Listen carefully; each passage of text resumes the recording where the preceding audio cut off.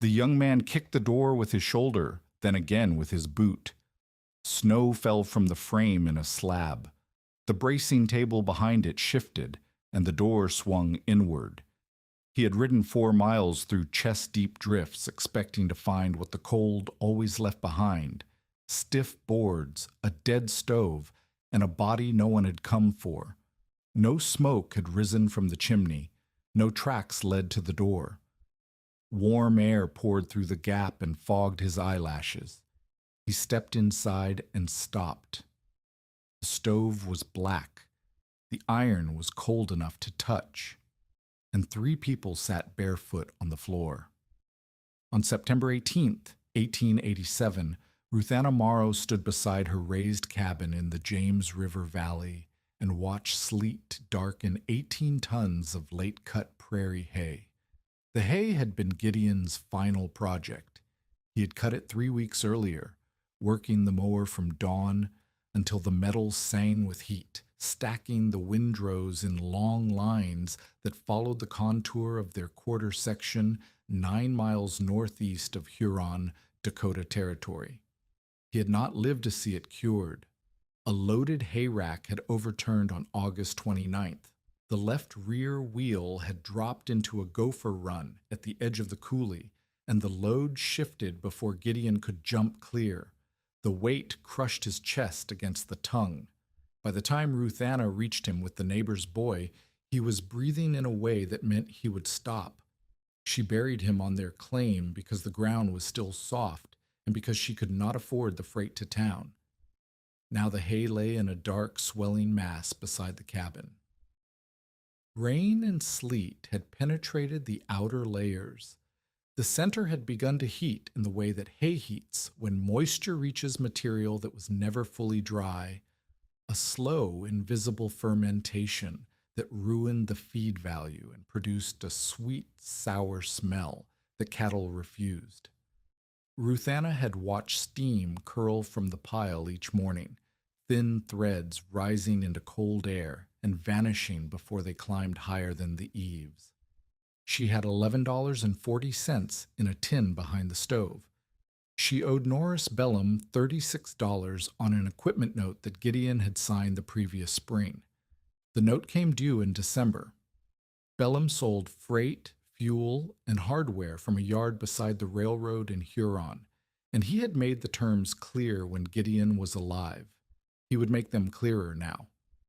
Ruthanna had no surviving children, no siblings within 1,000 miles, no horse strong enough to haul a winter load of fuel 14 miles from the nearest dependable supply. She had a milk cow, 6 laying hens, a broken-handled axe, and a cabin that Gideon had not finished insulating before the hay rack killed him. The cabin measured 12 by 18 feet, 7-foot walls. A single window on the south face cracked at the lower corner where Gideon had set the frame crooked and shimmed it with a folded feed sack. Beneath the raised floor, an excavated space 12 by 14 feet and slightly more than 4 feet deep, the beginning of a root cellar that Gideon had dug in the spring and never lined. The wood box beside the stove held less than 1/3 cord of dry fuel. Leander Voss arrived on the morning of September 20th.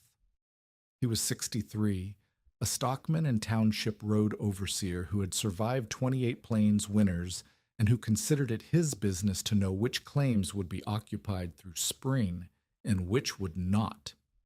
He rode a dun mare with a Roman nose and dismounted without greeting Ruthanna. He walked the perimeter of the cabin the way a man walks a fence line he expects to find broken. He tested the north wall with his palm. The gaps between the boards admitted daylight. He lifted the wood box lid and held it open long enough to count what lay inside. "You have perhaps 8 hard-burning days," Leander said. "I know what I have," Ruthanna said. "You need 4 cords through March, minimum. 5 if the wind stays northwest." He let the lid drop.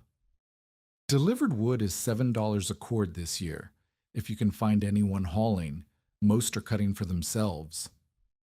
$28 for wood alone, against $11.40 in cash and a $36 note already owed. The arithmetic did not require a slate. Leander examined the cracked window. He pressed the feed sack shim and watched it compress. He looked at the root cellar through the hatch in the floor, said nothing about its unfinished walls, and straightened. Your husband filed in '84. You have not proved up. I will prove up in my own name. You cannot prove up from a pine box, Mrs. Morrow. Ruthanna pointed toward the ruined hay. She did not yet have a plan. She had only a question she could not stop asking: why the center of an apparently useless pile produced heat that she could feel through 2 layers of wet grass. Leander walked to the pile. He pulled apart a wet bundle with both hands. Mold dust stained his leather glove gray. He held the material to his nose and turned his head away. That will not feed cattle, and you cannot burn it wet. I did not say I wanted to burn it. Leander looked at her. He was not a cruel man. He had buried neighbors. He had loaded families onto wagons bound for towns where they would spend winters in rented rooms above saloons, and he had watched their claims go to men with capital and patience. He did not enjoy the work, but he considered it honest. I can arrange transport to town, he said. Bellum has a room above the freight office. It is not comfortable, but it is warm. I will not live above Norris Bellum's freight office. Then you will need to find 4 cords of wood that do not exist at a price you cannot pay before a winter that does not wait. Ruthanna said nothing. Leander mounted the dun mare. He adjusted his collar against the sleet and looked once more at the steaming hay pile, the unfinished cabin, and the woman standing between them with her right hand pressed against her hip where the arthritis had already begun its winter tightening. Wet hay never kept a soul alive, Leander said. It only spoils feed and burns barns. He rode south toward the section road without looking back. That night, Ruthanna could not sleep. The stove consumed wood at a rate she could now calculate. Each feeding lasted roughly 4 hours before the cabin temperature dropped below what her body could tolerate in a blanket and a coat. She fed the stove 3 times between dark and dawn. That was 1/40th of her supply. At that rate, the wood box would be empty before October. She lay on the narrow bed and listened to the wind test the north wall. Sleet ticked against the cracked window. The sound was not yet the sound of winter.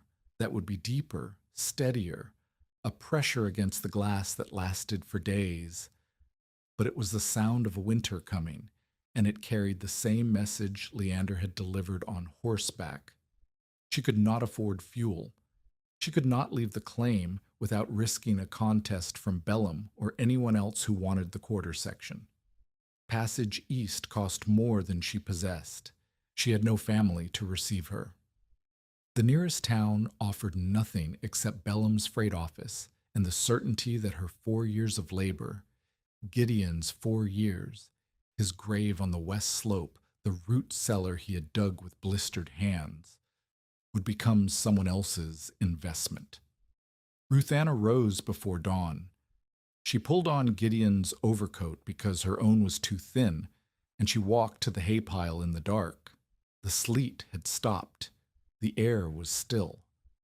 And from the center of the pile, where 18 tons of ruined prairie grass pressed against itself in a mass taller than her head, steam rose in a column she could see against the stars. She pressed her hand into the pile at shoulder height. The outer material was cold and slick with frost. She pushed deeper. 6 inches in, the hay was warm. A foot in, it was hot enough to make her pull her fingers back. The heat was not fire. There was no glow, no crackle, no smoke. It was a slower thing, the same process that warmed a compost heap or a manure pile behind a stable. The same process that gardeners had used for generations to start seeds weeks before the frost broke. fermentation, decay, the quiet consumption of organic material by organisms too small to see, producing heat as a byproduct of their appetite. Ruthanna knew this because her mother had shown her. In Cayuga County, New York, behind the inn where Ruthanna's family had lived, her mother had maintained a low wooden frame filled with horse manure from the livery next door. Each March, while snow still covered the yard, she would layer the frame with fresh manure and straw, wet it with stable water, and cover the top with glass. Within days, steam fogged the glass from inside. The soil above the manure warmed. Cabbage and onion seedlings went in weeks before the neighbors dared to plant.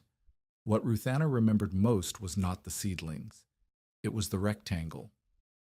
Every winter, the snow around the frame melted in a perfect shape, a clean border of bare ground while the rest of the yard lay white. As a child, she had pressed her palm against the warm soil inside the frame and felt the heat of something she could not see. Her mother had pushed an iron rod into the manure bed and held it there. When she withdrew it, the buried end was warm enough that Ruthanna could feel it through her mitten.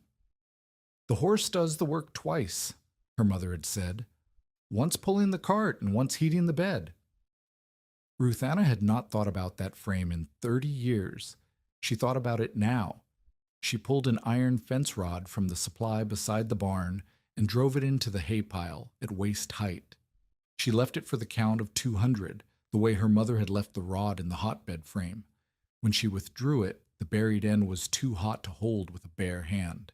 The heat was real, the heat was enormous, and it was trapped inside a pile of material that every person in the valley considered garbage. She did not yet know how to capture it. She did not know how to move it into the cabin. She did not know whether the heat would last a week or a month or an hour. She did not know whether the gases the pile produced, the sour, heavy smell that rose from its base, would poison a closed room. But she knew the heat existed, and she knew that the only other option was 4 cords of wood she could not buy. Before the sun cleared the eastern horizon, Ruthanna carried a basket of the hottest hay through the exterior hatch and placed it beneath the cabin floor, directly under the spot where she slept. She packed it against the underside of the planks and closed the hatch. By morning, the floor above the basket was warm. She knelt and pressed her palm against the boards the way she had pressed her palm against her mother's seedbed 40 years earlier. The warmth rose through the wood and into her hand, steady and unmistakable. But the room smelled sour, a damp, heavy odor that settled low and reminded her of the back corner of a stable where the drainage failed. She opened the door and the window and let the cold pour in. The smell cleared, the warmth vanished. The experiment proved 2 things. The heat could reach the living space, and the heat brought something with it that did not belong in a room where a person breathed. 3 days later, Amasa Trask arrived at the cabin. He was 66 years old, born in Connecticut, and he walked with the careful, flat-footed gait of a man who had spent decades working ground-level projects, usif, cold frames, hotbeds, drainage ditches, root cellars. He had been a market gardener in Philadelphia before the war. Afterward, he had maintained vegetable plots, enforcing frames for an army post in Kansas. He had followed his married daughter to a claim near Huron and spent his days building cold frames, starting seedlings for neighbors, and arguing with anyone who buried seed too deep. Amasa had heard from the livery stable owner that a widow 9 miles northeast had asked for manure. Not a wagon load for a garden, as much as the stable could spare. The request was unusual enough to become conversation, and conversation traveled.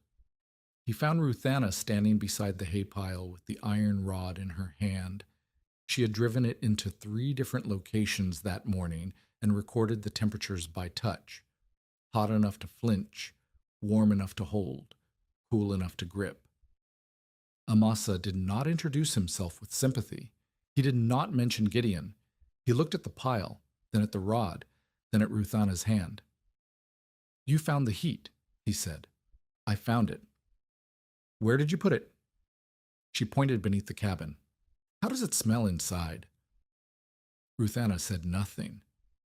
Amasa walked to the exterior hatch and pulled it open. He crouched and peered into the crawl space. The basket of hot hay sat against the underside of the floor planks, darkened and compressed. The air inside the space was warm and heavy with the smell of anaerobic decomposition, the sour, airless breakdown that occurred when moisture and organic matter combined without ventilation. He pulled the basket out. He carried it to the yard and cut it open with a pocket knife. The center of the basket was wet, black, and compressed into a mass so dense that no air could penetrate it. The edges were dry and cool. The heat was concentrated in a narrow band between the two extremes, the zone where moisture and air had briefly coexisted before the material packed too tight. You found the heat, Amasa said again. You also found the quickest way to poison your own room. Ruthanna watched him examine the material the way a man examines something he has studied before. You know what this is, she said. I know what it can be. I also know what it can do if you let it. Amasa held up the compressed center. This part died, no air. It turned sour and made gas that will give you a headache before it kills you. He held up the dry edge. This part never started. Too dry, too cold, too exposed. He pointed to the narrow, warm band between them. This is the only part that worked, and you put all three of them under your floor. He dropped the material and wiped his hands on his trousers. The hay is your fuel, Amasa said. The manure makes it work faster. Water wakes it. Air keeps it from turning poison. Size keeps the heat from running away, and drainage keeps the bottom from becoming a cold swamp that kills the whole pile from underneath. He said this the way a man lists the parts of a tool he has used for decades, not as a lecture, but as an inventory. The information was not theoretical. It was the accumulated knowledge of 40 years building hotbeds, managing compost, and diagnosing failures that killed seedlings or started fires. Your mother had a frame, Amasa said. Ruthanna stared at him. The liveryman told me you said your mother raised seedlings over horse manure. I did the same for an army post, 300 feet of forcing frames, fed 500 men fresh radishes in March. He looked at the pile. Your mother's frame was 3 feet wide. This pile is the size of a building. The principle is the same. The danger is not. Ruthanna walked him to the hatch. She showed him the root cellar beneath the cabin, 12 by 14 feet, 4 feet deep, unlined stone walls, no drainage. I want to fill it, she said. You cannot fill it the way you filled that basket. You will make a gas chamber underneath your bed. Then show me the difference. Amasa studied the cellar for a long time. He lowered himself through the hatch and stood in the excavation with his head below the cabin floor. He ran his hand along the stone walls. He kicked the dirt floor and watched where the dust settled. The floor slopes west, he said. Water will pool against that wall and freeze. That kills the pile from the bottom. He climbed out and sat on the edge of the hatch. His knees cracked. I will not rescue you, Mrs. Morrow. I do not rescue people. But you separated the sour hay from the clean hay before anyone told you to, and you recorded where the steam was strongest each morning. I saw the marks on your fence post. Ruthanna had scratched a small notch on the post each morning, at the point where the steam column was thickest. She had done it without thinking, the same habit that had made her mark planting dates, rainfall, and frost lines in the notebook she kept beside the stove. You are observing, Amasa said. That is more than most people do. He agreed to help on one condition. Ruthanna must understand that the system could fail, and that failure could mean fire, toxic gas, or simply insufficient heat. He would not guarantee survival. He would teach what he knew and help build what they could. Together, they sketched the design on a plank with charcoal. First, repair the stone perimeter of the root cellar. Fill the gaps where frost had pushed the stones apart. Second, dig a gravel drainage trench across the floor, sloping toward the east wall and out through a channel to an exterior sump. Every drop of water that condensed or leaked from the pile would drain away from the mass instead of pooling beneath it.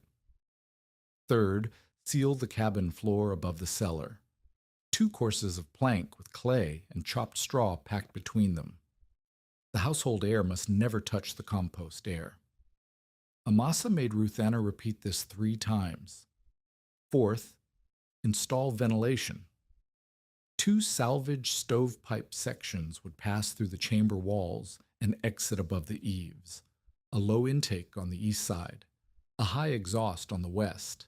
Air would enter at the bottom, pass through the composting mass, and carry gases and moisture out through the top. The cabin would breathe clean air. The chamber would exhaust its own. Fifth, lay a foundation of brush and corn stalks 4 inches deep across the entire floor before any composting material was placed. This layer would allow air and drainage to move beneath the pile. Sixth, build 6 vertical breathing channels from bundled willow switches, spaced through the mass as it was loaded. These would allow air to reach the center of the pile, preventing the airless compression that had ruined Ruthanna's basket experiment.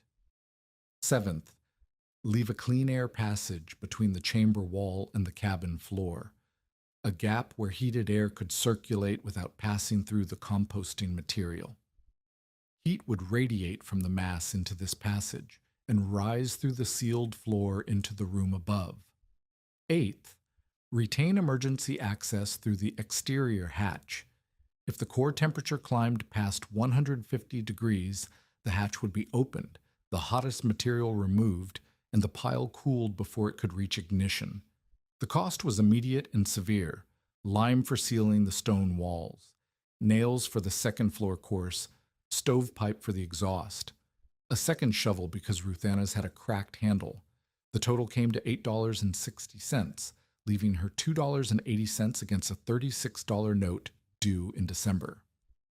"If this fails," Ruthanna said, "I will have spent my last money on a hole full of garbage." "If this fails," Amasa said, "you will still have a sealed floor and a drained cellar. Those are worth having regardless." It was not a reassurance. It was the practical assessment of a man who built things and understood that even failed projects left usable parts. Barbro Lundi arrived the following morning. She was 44, Norwegian-born, and she ran a dairy claim 1.5 miles east with her widowed sister. She milked 7 cows, made butter that she sold in Huron, and operated with the unsentimental efficiency of a woman who had crossed an ocean, buried a husband, and learned that sentiment did not keep cattle alive through January. Barbro had come because she had seen Amasa's wagon at Ruthanna's cabin 2 days running and wanted to know what a retired gardener was doing at a widow's homestead when the widow should have been packing. She found Amasa placing willow bundles vertically through a test mass of hay and manure that Ruthanna had built outside the cabin. The test mass was 4 feet wide, 4 feet tall, and 6 feet long, a small-scale version of what they intended to build in the cellar. Amasa had constructed it to demonstrate the difference between a ventilated pile and a compressed one. Barbara watched from the edge of the yard. She did not announce herself. She stood with her arms crossed and her head tilted at the angle that Ruthanna had learned meant judgment was forming. "You are teaching her to put a hay fire beneath dry boards," Barbro said. Amasa did not look up. He continued threading a willow bundle through the hay, packing loose material around its base. "She is right here," he said. "Ask her." Barbro turned to Ruthanna. "Explain this." Ruthanna described the vents, the drainage trench, the sealed double floor, the exterior exhaust pipes, and the emergency hatch. She used the language Amasa had taught her, not scientific vocabulary, but the plain terms of a person who had examined the problem through each of its failure points. The compost air never enters the house, Ruthanna said. The gases go out the stovepipe above the roof. The heat comes through the floor. And when it overheats? Barbro asked. We open the hatch and remove material until the core drops below 150. And when it cools? When the frost kills the pile and you have nothing but cold manure beneath your house. Ruthanna paused. She looked at Amasa. Amasa said nothing. He had told her that the practical skeptic's objection would be the hardest to answer because it was the most honest. I do not know how long it will last, Ruthanna said. Then you do not know if it will work. I know the heat is there. I know the wood is not. Barbro looked at the test pile. Steam was rising from its surface in the morning air, thin, white, visible. She looked at the willow bundles, the drainage base, the careful layering. My dairy manure, Barbro said. You will want it. I have not asked for it. You will, and when you do, I want to see your readings. Every morning. If that pile reaches a temperature I do not trust, I will pull my manure and my help, and I will tell every family between here and Huron that you are building a fire trap. It was not friendship. It was the conditional alliance of a practical woman who could see the logic but refused to trust it without evidence. Ruthanna agreed. Norris Bellum learned about the project on the fourth day. He was 47, built like a storage trunk, and he operated the largest freight and fuel business between Huron and the river. He sold coal, wood, hay, hardware, and hauling services. He held notes on 11 homesteads in the township. He had learned that the most profitable season was the one when desperate settlers paid premium prices for fuel they should have stockpiled in summer. Bellum's interest in Ruthanna's claim was not entirely financial, though the finances served his purpose well. Her quarter section bordered a proposed freight approach to the railroad, a route that would reduce his hauling distance by nearly 2 miles if the land could be acquired and graded. Gideon's death and Ruthanna's debt had made the acquisition seem inevitable. A widow with no fuel, no income, and a $36 note due in December would abandon the claim before Christmas. Bellum would acquire the improvements at a fraction of their value. The news that Ruthanna was attempting to heat her cabin with decomposing hay threatened this expectation. He began at the general store. Morrow's burial pit, Bellum called it.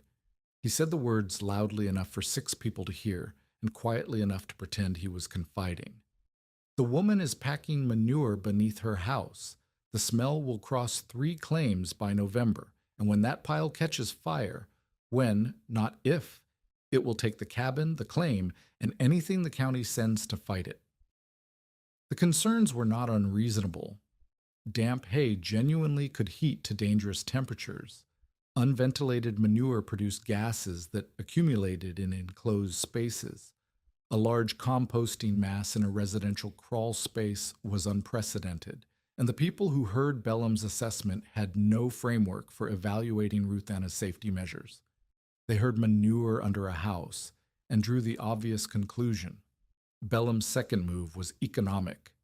The manure behind his freight barn, accumulated from the horses and mules that powered his hauling operation, was the largest accessible supply in the area.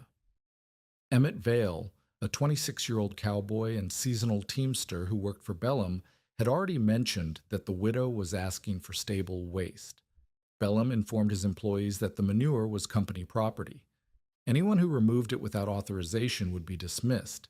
If Ruthanna wanted it, she could pay $2 per wagon load or sign over the mower as security against future loads. $2 per load, when the system required at least 15 loads, meant $30, nearly her entire debt to Bellum added again in a different column. Ruthanna refused both options. Bellum's third move was public. He stopped his wagon beside Ruthanna's cabin on a Tuesday afternoon. 2 men rode with him. Emmett Vale sat on the back of the wagon with his legs hanging over the edge. Ruthanna was forking spoiled hay through the exterior hatch. The work was slow. Her right wrist ached where the old fracture had healed crooked, and each forkful required her to twist her body to compensate for the grip she could not maintain. She was covered in dust and mold spores. Her hair was tied under a cloth that had turned gray with the hay's residue. Bellum did not dismount. "She's putting the barn beneath her bed," Bellum said. He said it to the men beside him, but his voice was pitched for Ruthanna to hear. Emmett laughed with the others. It was the reflexive laugh of a young man who worked for the person making the joke. He would remember it later. Ruthanna did not look up. She placed the fork against the ground, drew a whetstone from her apron pocket, and sharpened the tines with 3 careful strokes. Then she picked up the fork and returned to work. Bellum watched her for a moment. His expression shifted from amusement to something harder. "I will report this to the township board as a fire nuisance," he said.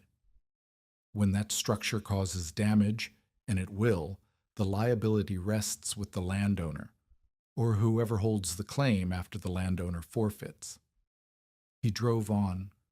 The social cost accumulated. Neighbors who had brought milk or eggs after Gideon's death stopped visiting. Children from the nearest claim rode their pony past Ruthanna's cabin, leaned toward the vent pipes, smelled the exhaust, and galloped away laughing. The minister's wife sent a note suggesting that Ruthanna would find comfort in town where company could ease her grief. The note did not mention heat, fuel, or survival. It mentioned comfort and company, as if Ruthanna's problem were loneliness rather than mathematics. Amasa asked Ruthanna if she wanted to stop. "If I stop now," Ruthanna said, "I have a torn-up floor, no root cellar, and less wood than I started with." The project had passed the point where retreat was cheaper than advance. Every day of labor, every dollar spent on materials, every social connection severed by the community's judgment, all of it became additional weight on the side of the scale that said she had to finish. They began the stonework on October 2nd. Ruthanna and Amasa descended into the root cellar through the exterior hatch. The space was cramped, dark, and cold. 4 feet of headroom meant Amasa worked on his knees the entire time. Ruthanna could stand only in the center, and even there, her hair brushed the cabin floor above. The stone walls had shifted. Frost heave had pushed 3 of the larger foundation stones outward, opening gaps wide enough to admit water, air, and eventually frost. Amasa mixed lime and sand, while Ruthanna carried stones from the collapsed section of the coulee a quarter-mile east. Each stone weighed between 8 and 30 pounds. Her wrist limited her to the lighter pieces, and she compensated by making more trips. 14 trips the first day, 19 the second. By the third day, the muscles in her lower back had tightened into ropes that she could feel with her fingertips when she pressed against them. The drainage trench took 2 days. Amasa poured a bucket of water against the west wall and watched it pool exactly where he had predicted. They dug a channel 12 inches wide and 6 inches deep, filled it with gravel carried from the creek bed, and angled it toward a pipe that would exit through the east foundation wall to an exterior sump. The sump was a simple pit lined with flat stones and covered with a plank.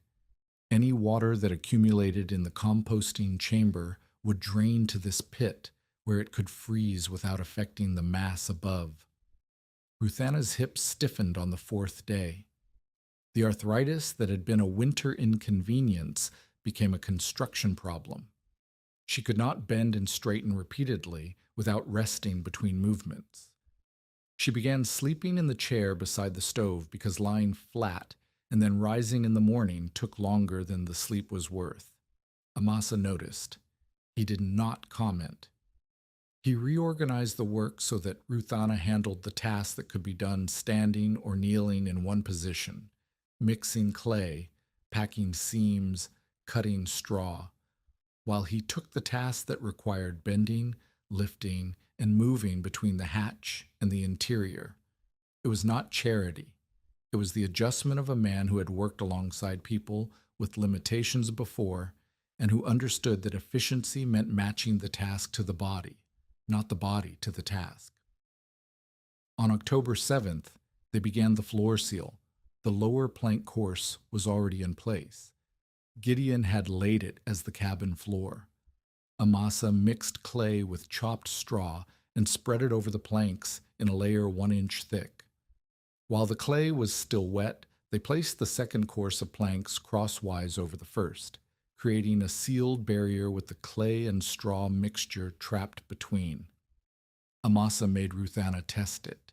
He lit a smoking lantern and placed it in the cellar beneath the floor. Then he climbed into the cabin and crawled across every square foot of the sealed surface, pressing his face close to the boards and inhaling. 3 seams, he said. I can smell the lamp oil.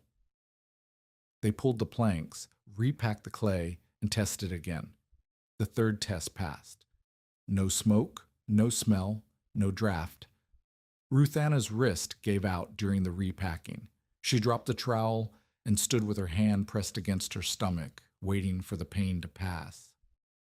Amasa picked up the trowel and finished the seam without speaking. The wood supply had not grown.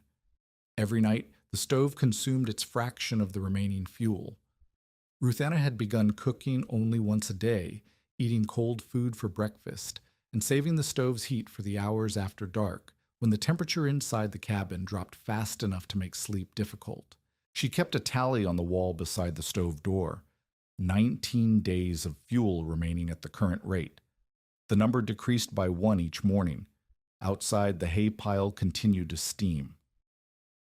Tell us in the comments, have you ever been dismissed by someone who saw the danger in your idea, but not the work you had done to control it? On the evening of October 9th, after Bellum's hired observer had ridden past the cabin for the second time that week, Ruthanna sat in her chair and stared at the tally marks on the wall. 19 had become 16. The cellar was sealed and drained but empty. The heating mass required at least 20 tons of material. Spoiled hay mixed with fresh manure in a ratio of 2 forkfuls of chopped hay to 1 forkful of manure. She had the hay. She did not have the manure. Bellum controlled the largest supply. Barbro's dairy produced some, but not enough. The livery stable in town could contribute, but hauling it 14 miles without a strong team would take days she did not have. The clock was not a metaphor. Each morning the frost line crept deeper into the ground. Each night the stove burned faster as the air outside grew colder. Each tick mark on the wall brought the arithmetic closer to the answer Leander had already delivered. Ruthanna closed her eyes. The wind pressed against the north wall in the darkness.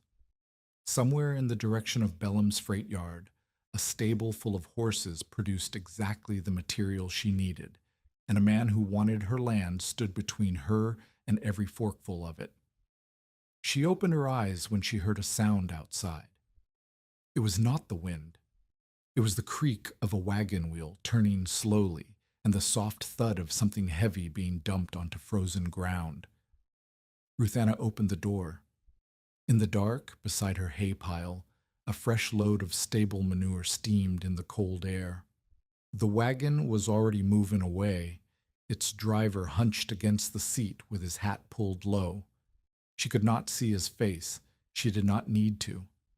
Emmett Vale had stolen from his employer and delivered the theft to a woman he had laughed at 6 days earlier. He did not stop. He did not speak. The wagon disappeared into the dark, and Ruthanna stood in the doorway with warm air at her back and the smell of fresh manure mixing with the smell of fermenting hay. And for the first time since Gideon died, the pile beside her cabin held the possibility of something other than waste. She closed the door. She did not sleep. She calculated. 1 load was not enough. The system needed at least 15. Emmett could not steal 15 loads without Bellum noticing, and when Bellum noticed the consequences would fall on a 26-year-old cowboy whose only asset was the job he was about to lose. The open question was not whether the manure would come. It was what it would cost the person bringing it and whether the system would work fast enough to justify the price. Outside, the pile began to change. Emmett delivered a second load before dawn on October 11th, a third on October 13th. Each time, the wagon appeared after midnight and departed before Ruthanna could reach the door. Each time, the load was smaller than the first. He was skimming from Bellum's accumulation rather than taking full barrow loads, hoping the gradual reduction would escape notice.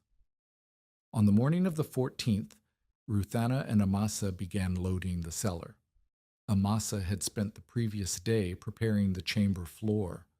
4 inches of brush and dried corn stalks lay across the gravel trench and packed earth, a lattice that would allow air and moisture to pass beneath the composting mass rather than pooling against it. The brush crackled when he walked across it. The sound reminded Ruthanna of ice breaking on a shallow pond, and she filed the association away in the part of her mind that recorded things she could not yet explain. The loading rule was simple and repeatable. 2 loose forkfuls of chopped spoiled hay, 1 forkful of fresh manure, mixed by turning 3 times with the fork.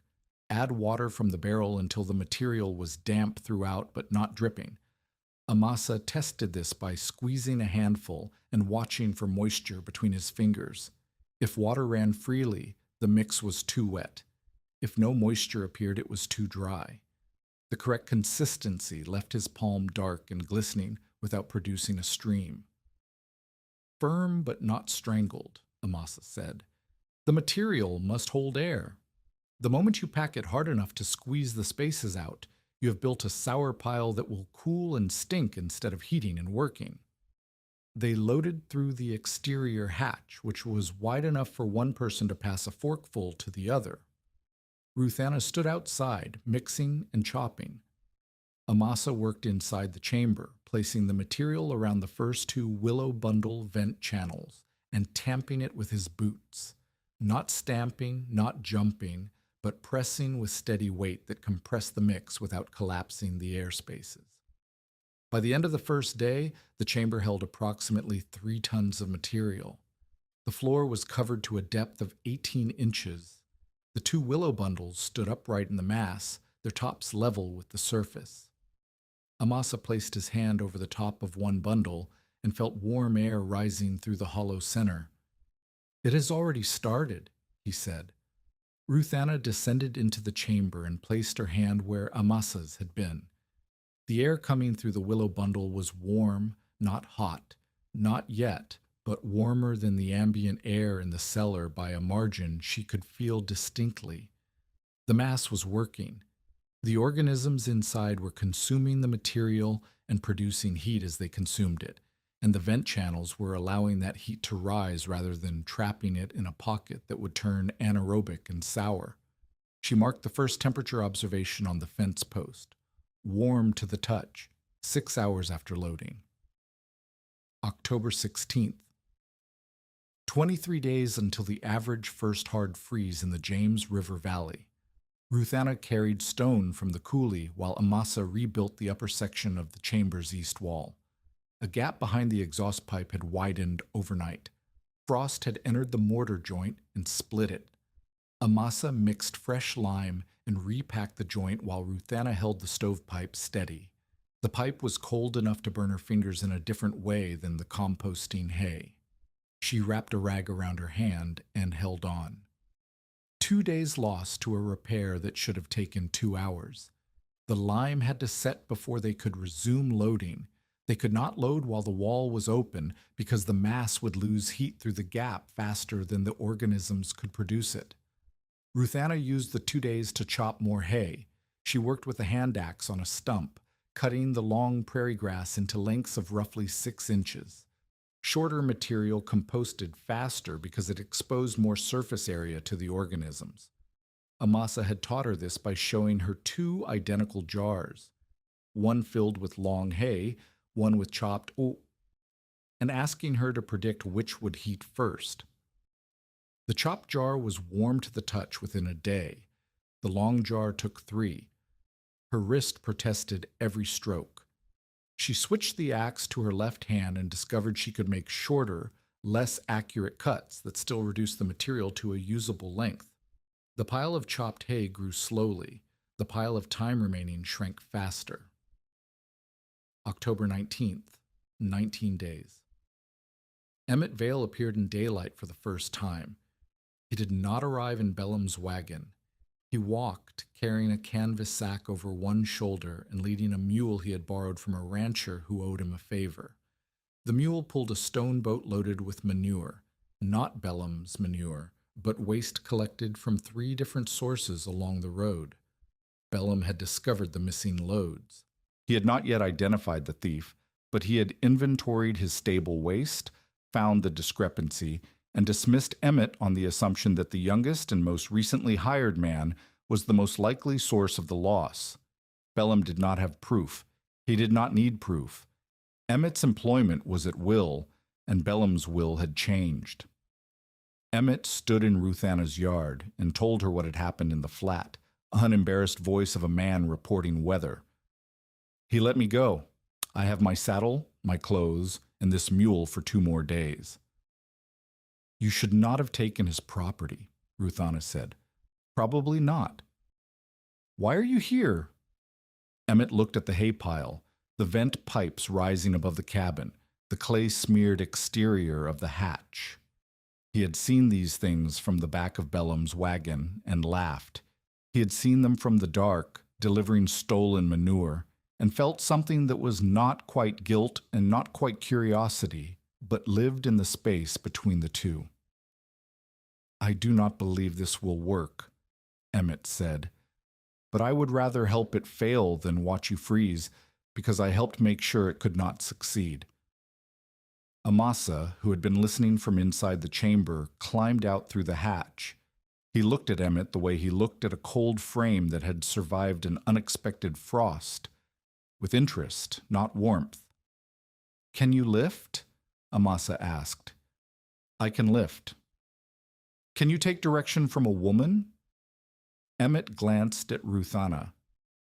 Whatever he saw in her face, exhaustion, determination, the clay dust in her eyebrows, and the swollen knuckle on her right hand, he did not look away from it.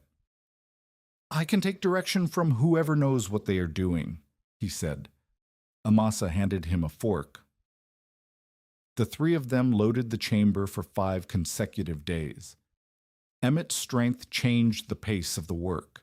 He could carry twice what Ruthanna managed per trip, and could fork material through the hatch without the rest that her hip and wrist demanded. He did not know the system. He did not understand why the willow bundles mattered, or why the water had to wet the mix without soaking it. He simply moved material at the rate and consistency Ruthanna specified, and when he made an error, packing a section too tightly, adding too much water, he corrected it without argument when she told him. Amasa used the labor advantage to teach his second formal lesson. He built 2 test masses in the yard, each roughly the size of a large trunk. The first he packed by jumping on it, trampling the hay and manure into a dense, wet slab.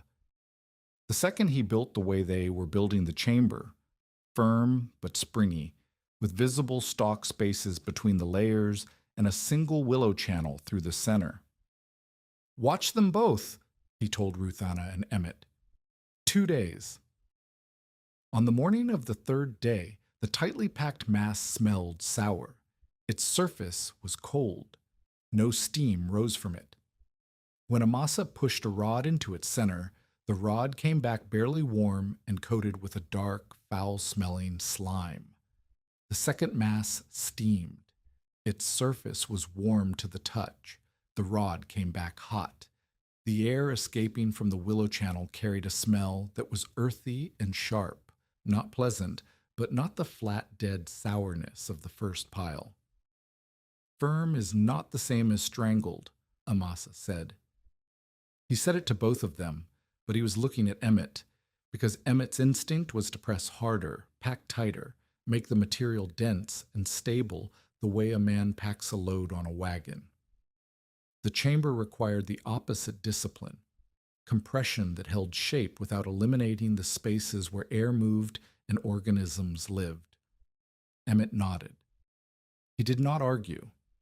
He adjusted his technique, and for the rest of the loading period, Ruthanna did not need to correct him again. October 24th. 14 days until the average first hard freeze. The chamber was half full. Ruthanna scratched the progress into her notebook. 12 wagon loads delivered, 11 tons placed, 6 vent bundles standing, 1 outer wall section still requiring final mortar, 20 cents remaining after nails and lamp oil.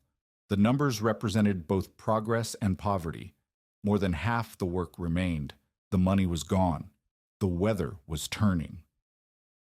Bellum arrived that afternoon with Leander Voss and the township clerk. Bellum had requested a formal inspection. He had not petitioned the board. He lacked enough support for that. But he had persuaded Leander that a safety assessment was prudent and that the clerk should witness the findings. Leander descended through the exterior hatch. He stood in the half-filled chamber and examined the drainage trench, the brush foundation, the willow vent channels, the mortar joints, and the sealed floor above his head. He placed his hand against the composting mass. He pushed deeper. He pulled his hand back.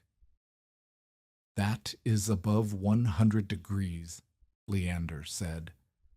He was not guessing. 28 years of checking livestock water, reading weather, and assessing fuel had calibrated his senses to temperature in a way that most people achieved with instruments. He climbed out and examined the vent pipes above the eaves. He put his face near the exhaust and smelled the air emerging from the chamber. He checked the floor seams inside the cabin by kneeling and pressing his nose to the boards along every joint. "The floor is sealed," Leander said. "The exhaust is functioning. The drainage appears adequate." Bellum stepped forward. "Adequate until the first deep frost, when the drainage freezes and the water has nowhere to go. Adequate until the mass overheats and she cannot reach it through 4 feet of hot manure to cool it down. Adequate until—" "I have seen the chamber," Leander said. He did not raise his voice. He turned to the township clerk. "The construction is more careful than I expected. The ventilation is present. I am not prepared to issue an order." Bellum's jaw tightened. "I am also not prepared to endorse it," Leander added. He looked at Ruthanna. "This is exactly what burns barns, Mrs. Morrow. You have built a careful version of something that is inherently dangerous. When it fails, and you should prepare for the possibility that it fails, the failure will occur beneath your living space, in the dark, where you may not detect it until the detection is too late. I check the temperature 4 times a day," Ruthanna said. "Dawn, noon, sunset, midnight. And when you are asleep at 2 in the morning and the core jumps 30 degrees in an hour." Ruthanna had no answer. The question was legitimate. A biological system did not maintain a steady temperature the way a banked stove did. The organisms accelerated and decelerated in response to moisture, air, material composition, and ambient temperature. A sudden surge was possible. Amasa had warned her about exactly this scenario. Bellum announced that he would petition the township board at its November meeting. He wanted a setback ordinance, no composting mass within 50 feet of an occupied building. The ordinance, if passed, would shut Ruthanna's system down immediately. The cabin sat directly above the chamber. 50 feet of separation was physically impossible on her claim without abandoning the cabin entirely. Bellum left with the clerk. Leander lingered. "You have perhaps 8 weeks of heat in that mass," he said. "A hard winter lasts 20. What happens when the pile cools and you have burned your last cord of wood and the temperature is 30 below? I have reserves, Ruthanna said. She pointed to two smaller hay piles she had banked against the lee side of the barn. Those are not yet mixed. When the main mass declines, I add fresh material. Leander considered this. He had expected her to argue that the pile would last all winter. The fact that she acknowledged its decline and had prepared for it shifted something in his assessment. Not approval, but a reduction in the certainty that she was operating on delusion. He mounted the dun mare. I will not support Bellum's ordinance, Leander said. But I will not oppose it either. The board will decide. He rode south. The sky behind him was the color of old iron. October 28th, 10 days. The pile stalled. Ruthanna checked the iron probe at dawn and found the core temperature had dropped from 119 to 96 degrees overnight. She checked again at noon. 93. The mass was cooling. Not because of weather, not because of drainage failure, but because the organisms had consumed the most accessible material and the remaining mix lacked the nitrogen that fresh manure provided. Amasa diagnosed the problem within an hour. You need more manure. The hay feeds the bulk, but the manure feeds the heat. Without it, the pile will stabilize at 80, maybe 85. That is not enough to warm a floor through a blizzard. Bellum had fenced his stable waste. He had posted a hired boy to watch the gate after Emmett's departure. Every other stable in the area had already been asked, and most had given what they could spare. The remaining sources were dairy farms, Barbro's among them, where the manure was mixed with bedding straw and produced less heat per volume than horse or mule waste. Ruthanna walked to Barbro's claim. Barbro was mucking out the dairy barn when Ruthanna arrived. She did not stop working. She listened while Ruthanna described the temperature drop and the diagnosis. You want my manure, Barbro said. I want your help. What is the difference? The manure is the material. The help is you bringing it because I cannot haul it with the cow, and Emmett's borrowed mule was returned 3 days ago. Barbro leaned on her fork. She had watched frost form on every surface of her own property each morning. She had watched it form on every surface of the visible landscape. Fence posts, grass, water troughs, roof shingles, the ground itself. She had watched it form everywhere except above Ruthanna's cabin, where the hay pile created a zone of warmth that melted frost in a rectangle visible from a quarter-mile away. The rectangle was what convinced her, not the sealed floor, not the drainage trench, not Amasa's expertise or Ruthanna's record-keeping. The rectangle, a clean border of bare ground surrounded by frost, exactly like the rectangle Ruthanna's mother had maintained behind the inn in Cayuga County 40 years earlier. Barbro had seen something similar behind the stable at the Norwegian church in her home parish, where the pastor composted manure for his garden, and the snow melted along the edge of the pile each spring. I will bring what I have, Barbro said. My sister's ox can pull the stone boat, but I have a condition. Name it. You will never conceal a dangerous reading from me. If that pile climbs past 150, I hear about it the same hour. Not the next day. Not after you have fixed it. The same hour. Ruthanna agreed. Barbro and her aging ox hauled 4 loads of dairy manure over the next 3 days. The work was brutal. The ox moved slowly. The stone boat caught on frozen ruts, and each load required both women to fork the material off the boat and through the hatch. Barbro's hands cracked and bled. Ruthanna's hip locked on the second day, and she spent an hour standing motionless beside the hatch, unable to bend or turn, while Barbro loaded the chamber alone. The fresh dairy manure reignited the pile. Within 36 hours, the core climbed from 93 to 128 degrees. Within 72 hours, it reached 141. On the morning of November 1st, the probe came back at 148. Ruthanna sent Emmett, who had remained working for meals and sleeping in the barn, to Barbro's claim immediately. Barbro arrived within the hour. They opened the side hatch. Steam poured from the chamber in a cloud dense enough to obscure the yard. The material nearest the opening was hot enough that Ruthanna could feel the heat on her face from 3 feet away.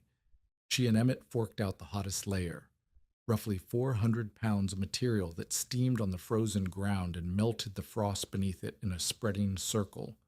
The core dropped to 131 within 2 hours. Bellum's hired observer, the same boy who watched the stable gate, had been riding past when the steam erupted. He galloped to town and reported that the widow Morrow's cabin was on fire. 3 men rode out from Huron. They found no fire. They found Ruthanna and Emmett rebuilding the outer face of the pile while Barbro monitored the probe inside the chamber. The air smelled of manure and hot straw. The cabin was intact. The floor above the chamber was warm to the touch. The men returned to town. Bellum lost another day of credibility, but the incident also demonstrated exactly the volatility that Leander had warned about. The pile could surge. The surge required immediate intervention. If Ruthanna had been asleep, if Emmett had not been present, if the hatch had been frozen shut, any of these conditions could have delayed the response long enough for the core to climb past 160, past 170, into the range where spontaneous ignition of dry material became possible. Ruthanna lost a full day cooling, removing, and rebuilding the outer face. She did not lose the lesson. From that morning forward, she checked the probe 6 times per day instead of 4, and she slept with her boots on. November 3rd, completion. The chamber contained approximately 26 tons of mixed material. The 6 willow vent channels stood upright through the mass, their tops level with the surface. The 2 exhaust pipes extended above the eaves. The intake pipe opened near ground level on the east wall. The drainage sump functioned. The exterior hatch was closed but not nailed. Ruthanna could open it with a pry bar in less than a minute. A barrel of water and 2 boxes of sand stood beside the hatch. These were Amasa's requirement. If the core reached 155 and could not be cooled by opening the hatch alone, the water and sand would be used to suppress the hottest sections. The wood stove remained lit. The floor was still absorbing heat from the chamber below, and the cabin temperature had not yet risen above the baseline that the stove maintained. The system needed time. The soil, the stone walls, the floor planks, the cabin furniture, everything above the chamber had to absorb the radiant heat before the room temperature would reflect the energy being produced 4 feet below. Ruthanna checked the probe at midnight on November 3rd. 137 degrees in the core. She placed her palm on the floor above the chamber's center. The boards were warm, not hot, not yet the steady, pervasive warmth that Amasa had described from his army post-forcing frames, but warm, warmer than the floor had been at any point since Gideon had built the cabin. She checked the room thermometer that Amasa had nailed to the wall. 44 degrees. The stove was burning. The night air outside was 18 degrees. The floor was contributing heat, but the room had not yet absorbed enough to show it. Amasa told her not to chase the number. "You're heating a building, not boiling a kettle," he said. "The mass works slowly. The floor conducts slowly. The room fills slowly. If you try to rush it by adding more material or sealing the vents, you will kill the pile or poison the room. Let it build." Over the next 4 days, the room temperature climbed in increments that Ruthanna recorded in her notebook with the precision of a woman who understood that her life depended on the accuracy of her observations. First dawn after completion, 48 degrees. Second dawn, 54. Third dawn, 61. Fourth afternoon, with the stove extinguished and the fire allowed to die. 68 degrees. Ruthanna removed her boots and walked barefoot across the center boards. The floor was warm. Not uniformly, one strip near the east wall remained cool, and she could feel the transition from warm to cold in a line as sharp as a shadow's edge. But the center section directly above the hottest part of the mass radiated a steady heat that rose through the soles of her feet and into her legs and made her stand still for a long moment with her eyes closed. She had not felt warmth from below since her mother's hotbed in New York. Amasa traced the cold strip to a collapsed air channel on the east side. One of the willow bundles had settled under the weight of the material above it, closing the passage that allowed heated air to circulate beneath the floor in that section. They reopened the exterior hatch and rebuilt the channel with fresh willow and a support made from a split fence rail. It was the last repair they could make before winter sealed the hatch under snow and frozen ground. Barbro entered the cabin on November 8th. She stood inside the door and breathed. She smelled clay, lamp oil, boiled coffee, and the dry warmth of heated wood. She did not smell manure, fermentation, sour gas, or any trace of the 26 tons of composting material 4 feet below her.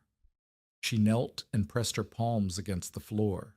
She moved from board to board, checking the seams the way she checked her dairy equipment, methodically, without trust, without suspicion, looking only for evidence. She found warm boards. She found sealed seams. She found a room that was 66 degrees with a cold stove and a cracked window that admitted a thread of November air. Barbro stood. She looked at Ruthanna. She did not smile. "I will continue bringing manure," she said. It was the quietest conversion in the story, no admission of error, no apology. Simply a practical woman adjusting her assessment based on evidence she had verified with her own hands. Leander was not converted. He visited the following day, examined the same evidence, and delivered the same verdict with modified emphasis. "You have survived November," Leander said. "November is not January. The pile has been active for 5 weeks. By January, it will have consumed its strongest material. The core will drop, your floor will cool, and the worst cold arrives precisely when your system is weakest." Amasa agreed with him. The agreement startled Ruthanna. She had expected her mentor to defend the system against the skeptic's criticism. Instead, Amasa confirmed that the pile would decline, that the peak heat would pass by late December, and that the deep winter, January and February, would test a system that was already past its strongest phase. "You need reserves," Amasa said, "material that has not yet been mixed, fresh enough to reactivate the pile when the first load begins to cool." Ruthanna had prepared for this. The 2 smaller hay piles banked against the barn contained roughly 4 tons of spoiled hay that had not yet been mixed with manure. She and Barbro had cached an additional 2 tons of dairy waste beneath a tarp.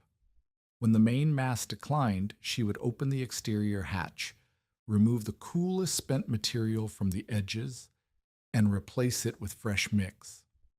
The system was not a one-time installation. It was a rotating process, a living thing that consumed fuel and produced heat, and required feeding, turning, and monitoring the way a stove required wood and draft and cleaning. The difference was that Ruthanna's fuel was garbage, and her draft was the air that moved through willow channels, and her cleaning was the removal of spent compost that would become garden soil in the spring.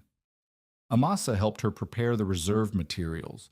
They chopped and mixed enough to fill the chamber twice over, knowing they would use only a fraction but needing the surplus in case a section failed, a channel collapsed, or the weather demanded more heat than the declining mass could provide.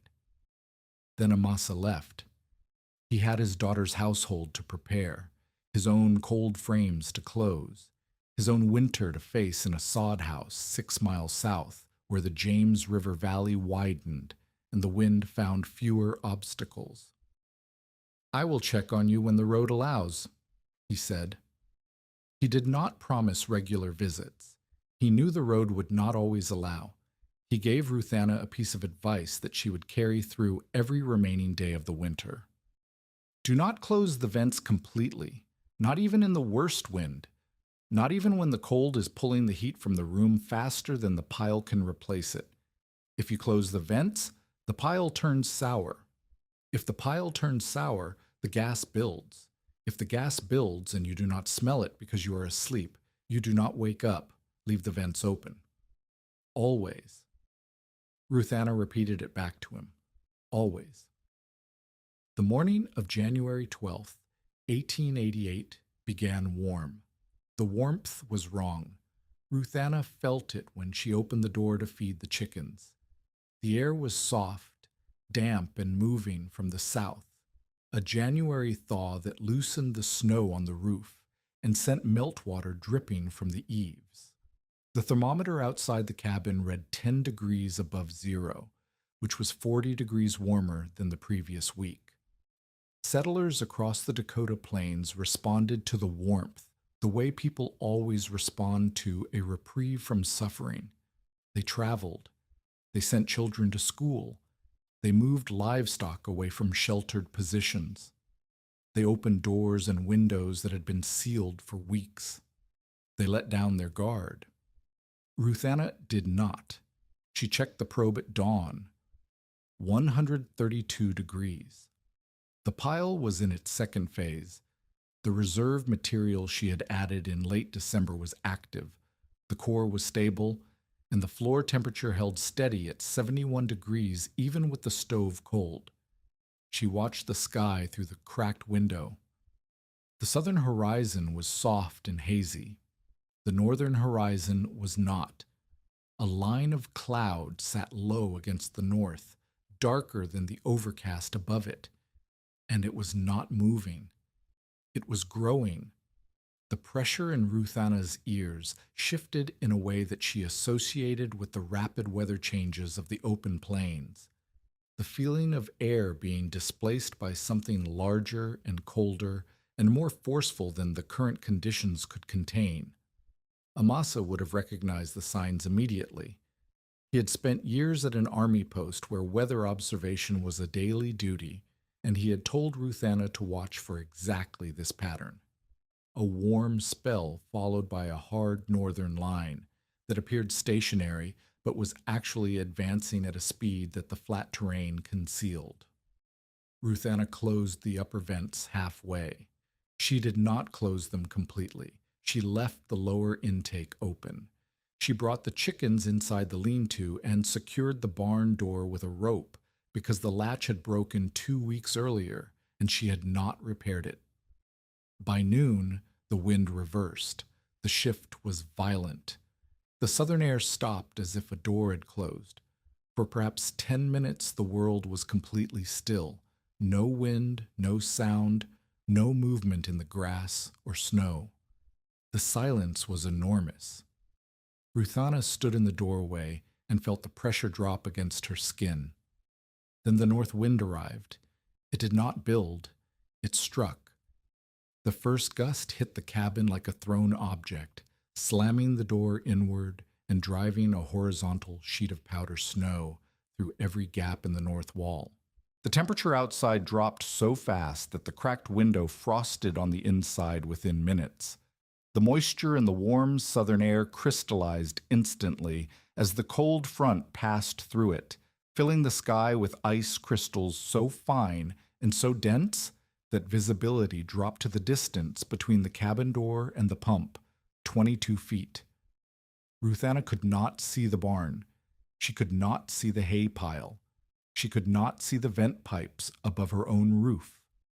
The children's blizzard of January 12th, 1888, killed approximately 235 people across the northern plains. Most died within sight of shelter they could not reach. The storm's lethality came not from its ultimate cold. Other storms had been colder, but from its speed, its deception, and the fact that it caught an entire territory with its guard down after a warm morning that had felt like permission. Ruthanna closed the door and braced it with the bed frame. The cabin began to lose heat. The north wall admitted wind through the gaps that Gideon had never sealed. The cracked window vibrated in its frame. The floor, her floor, the warm floor that had held 68 degrees through November and December and early January, began to cool at the edges where the walls met the boards, and the wind found the seams. Interior temperature at noon, 71. At 2 in the afternoon, 67. At 4, 64. The stove was cold. Ruthanna had wood. The pile was nearly untouched because the composting chamber had provided almost all of the cabin's heat for 3 months. She could light a fire. But the stove's chimney was a vulnerability. Wind of this force could reverse the draft, blow smoke and embers back into the room, or tear the pipe loose from the roof. She chose not to light it. The chamber was still producing heat. The core was still above 130 degrees. The floor was still warm at the center. The problem was not the heat source. The problem was that the wind was stripping warmth from the walls faster than the mass could replace it through the insulating layers of clay, plank, and air. Ruthanna nailed a blanket over the window. She stuffed sacks of chaff and straw against the base of the north wall. She dragged the table against the door and packed clothing into the gap beneath it. Every measure was a reduction in heat loss, not an increase in heat production. She was not fighting the cold with fire. She was fighting it with insulation, slowing the escape of warmth that the pile beneath her floor continued to generate. At 6 in the evening, the temperature inside the cabin was 63. Then the first exhaust pipe blocked. Snow driven by the north wind had curled over the roof ridge and packed itself into the upper opening of the west exhaust pipe. The pipe had been drawing air from the composting chamber for 3 months. Warm, moist air carrying carbon dioxide, ammonia, and traces of methane. With the opening blocked, the air had nowhere to go. Ruthanna noticed because the lamp flame near the floor changed shape. It had been burning upright, fed by a gentle draft that moved from the intake pipe through the chamber and out the exhaust. With the exhaust blocked, the draft reversed. The flame bent toward the floor instead of away from it. Air was being pushed back through the system instead of drawn through it. Within minutes, Ruthanna smelled the chamber. Not the sharp, earthy smell of active compost. The flat, heavy smell of gas that had been accumulating in the mass and was now entering the cabin through the only available exit, the floor seams that had been sealed for 3 months. The seal held against smoke from a lantern test in October. It did not hold against continuous pressure from a blocked exhaust system pushing gas upward through the chamber and against the barrier above. If you are invested in Ruthanna's fight, subscribe and stay with us, because she now has to choose between losing the heat and breathing what the pile produces. Ruthanna tied a rope around her waist. She knotted the other end to the bed frame. She opened the door. The wind hit her like a wall of moving ice. Snow filled her eyes before she could lower her head. She turned sideways and pulled herself along the cabin wall with both hands, feeling for the corner, then the eave, then the vent pipe that emerged from the chamber's east intake near the foundation. She could not see. She could feel. The intake pipe was clear. Wind was actually forcing air into the chamber through this lower opening, which was part of the problem. Air was entering but could not exit. She needed to clear the exhaust pipe on the west side, above the eaves. She could not reach it from the ground. The ladder was in the barn, and the barn was invisible. Ruthanna returned to the cabin. Snow entered her sleeves and froze against her skin in ridges that she could feel when she pressed her arms against her body. Her skirt was wet from the waist down and beginning to stiffen. The room smelled worse. She opened the exterior hatch. The composting mass was still hot. She could feel the warmth pouring from the opening even through the wind. Steam mixed with snow and vanished. The chamber air, no longer trapped, vented through the hatch instead of pressing upward through the floor. The smell inside the cabin began to clear, but the open hatch meant the chamber was losing heat directly to the blizzard.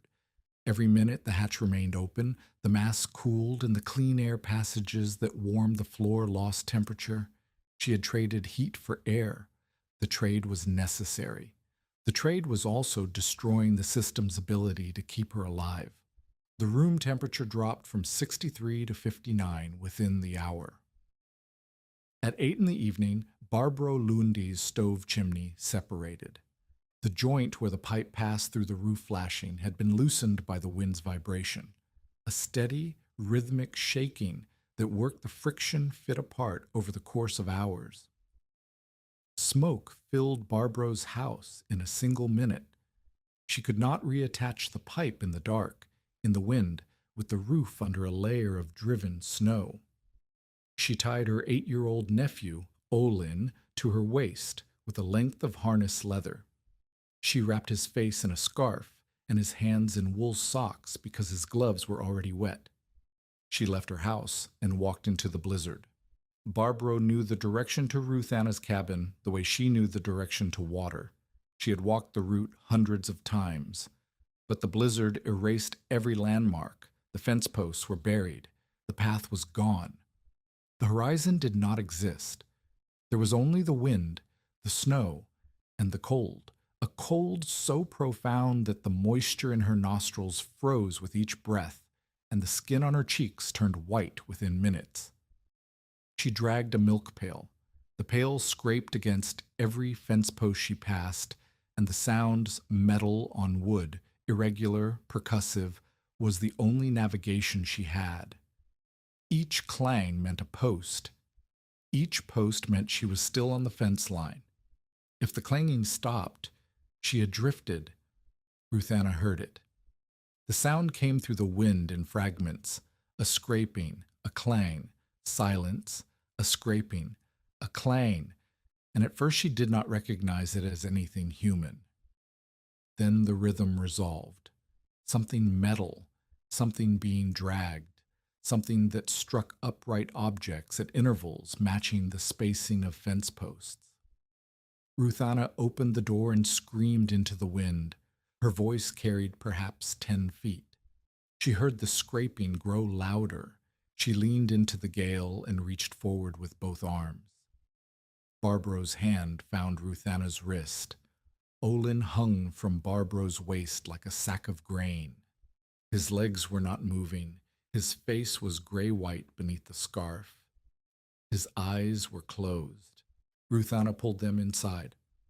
Barbro collapsed against the table and coughed, a deep, wet cough that brought soot from her lungs and strings of black mucus that she spat on the floor without apology or embarrassment. Olin was barely responsive. His fingers were swollen inside the wet wool socks. His breathing was shallow and rapid. He was not shivering, a dangerous sign that Ruthanna recognized because Amasa had described it. Shivering meant the body was still fighting the cold. The absence of shivering meant the body had begun to stop fighting. Ruthanna placed him on blankets directly above the warmest section of the floor, the center boards, where the composting mass below was densest and the heat radiation strongest. She did not rub his hands. She did not place him near the stove, which was cold. She covered him with every blanket in the cabin and let the floor's warmth rise into him from below. The same slow, steady heat that had warmed her own feet for 3 months. 3 people in the cabin now. 3 people breathing, producing moisture, consuming oxygen.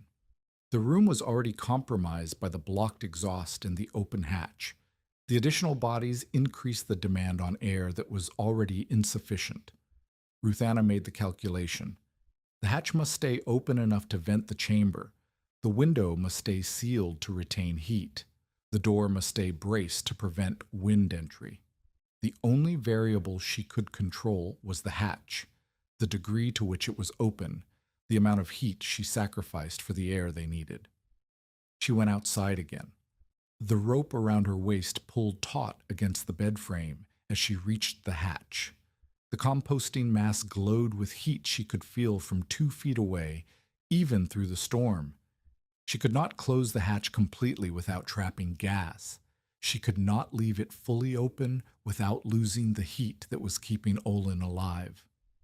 She remembered Amasa's willow channels, the hollow centers that allowed air to pass through the mass without requiring the entire face to be exposed. She grabbed 2 bundles of brush from the reserve pile beside the hatch. She found them by touch, buried under 3 inches of snow, and pushed them horizontally through the hatch opening. Then she packed the loose hay around the bundles, filling the gap between the brush and the frame. The brush held the hatch partially open. Air could enter and exit through the hollow spaces in the brush. The surrounding hay reduced the opening enough to slow the heat loss. It was not a perfect solution. It was the same principle Amasa had taught her for the vent channels inside the mass: create passages for air while insulating the surrounding material. The core temperature stabilized. Inside the cabin, the room was 58 degrees. Not warm, not comfortable, but survivable. The floor beneath Olin remained warm. The air smelled of clay and straw, not of gas. Barbro had stopped coughing and was sitting upright, watching Ruthanna with an expression that contained no surprise and no gratitude, only the focused attention of a woman who was learning something she needed to know. At midnight, the wind found a new pitch. The cabin groaned. Snow packed against the north wall in a drift that climbed past the window and began pressing against the boards with a weight that Ruthanna could hear. She checked the probe. 121 degrees, falling. She checked the floor. 81 degrees above the center of the chamber. She checked the room. 60 degrees. The system was losing the battle. The wind extracted heat from the walls faster than the mass could replace it. If the core dropped below 100 degrees, the floor would cool within hours. If the floor cooled, the room would reach the temperature of the air outside within a day. But the mass was 26 tons. 26 tons of material that had been generating heat for 3 months did not cool quickly. The organisms did not stop because the wind blew. They slowed. Their activity decreased as the edges of the mass lost temperature, but the core remained insulated by the sheer volume of material surrounding it. The heat was not a flame that could be blown out. It was a process distributed through a volume larger than the cabin itself, and it continued because the conditions for its continuation, moisture, air, organic matter, still existed. Ruthanna sat on the floor beside Olin and pressed her palms against the warm boards. Barbro sat across from her. Neither woman spoke. The wind spoke for them, a sustained roaring monologue that made the walls flex and the stovepipe rattle and the snow hiss against the cracked window with a sound like sand poured through fingers. At 2 a.m, Olin opened his eyes. He looked at the ceiling. He looked at Ruthanna. He looked at his hands, which were pink and swollen but no longer gray. He moved his fingers. "The floor is warm," he said. Barbro made a sound that was not a word. She pulled the boy against her and held him, and Ruthanna looked away because the moment did not belong to her. Barbro took over the readings after that. Ruthanna's wet skirt had frozen stiff after the vent repairs, and she had begun shaking in a way that she could not stop. Not the shaking of cold, but the shaking of a body that had spent its reserves. Barbro forced her onto the warm floor beside Olin and covered her with the coat Gideon had worn. Core, 121. Floor, 79. Room, 62. rising. The wind was weakening, not stopping. The blizzard would continue through the night and into the morning of the 13th. But the peak force had passed. The cabin walls no longer flexed. The drift against the north side had stabilized and was now acting as insulation rather than a heat sink. By dawn on January 13th, the room temperature was 68. The stove was cold. The woodpile was untouched. 3 people lay on warm boards above 26 tons of composting hay and manure, and the air they breathed came through the sealed floor on one side and the cracked window on the other, and it carried no trace of the gases that the mass produced because the brush bundles in the hatch were still doing the work that Amasa's willow channels had taught Ruthanna to trust. The wind weakened after sunrise, but the cold deepened. The temperature outside dropped to 29 below zero as the storm's trailing edge passed through.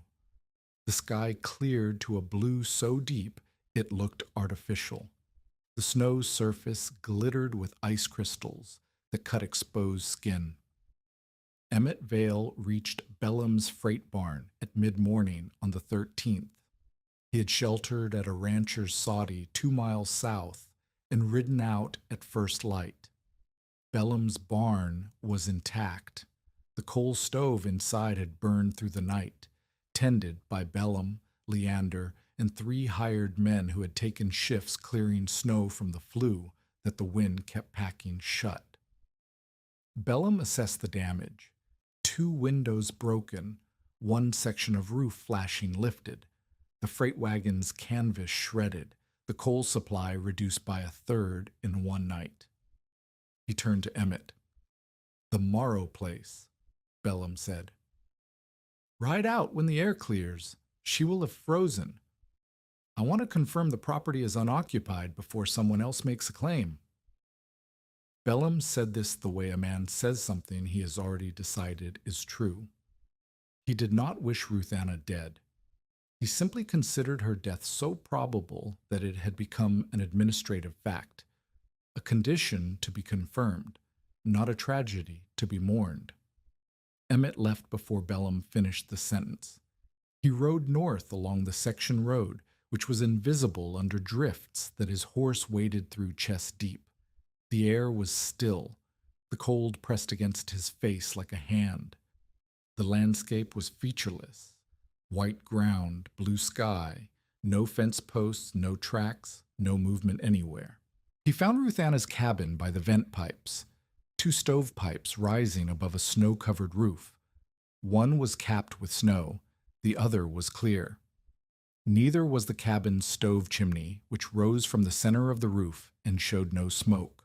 No smoke from the chimney, no movement, no sound. Snow covered the door to the latch. The windows were dark. Emmett dismounted. He stood in the yard where he had laughed beside Bellum's wagon 3 months earlier. He remembered the laughter. He remembered Bellum's voice saying she is putting the barn beneath her bed, and his own laughter joining the others, and Ruthanna not looking up, and the wet stone against the fork blade. He expected a body. He expected frozen boards, a dead stove, and a woman who had refused every reasonable offer and paid the price that unreasonable people paid on the open plains. He struck the door with his shoulder. The snow cracked. He kicked the base. The bracing table shifted. He kicked again. The door opened. Warm air poured through the gap and fogged his eyelashes. Emmett stepped inside and stopped. The room was warm, not lukewarm, not barely tolerably above freezing, not the residual warmth of a recently extinguished fire. Warm. The air inside the cabin was warm enough that his frozen face began to sting as the skin thawed, warm enough that the frost on his beard melted and ran down his chin, warm enough that he loosened his coat without thinking, because his body told him to before his mind could process what his body was experiencing. A wall thermometer read 75 degrees. The stove was black. The iron was cold enough to touch. The firebox was empty.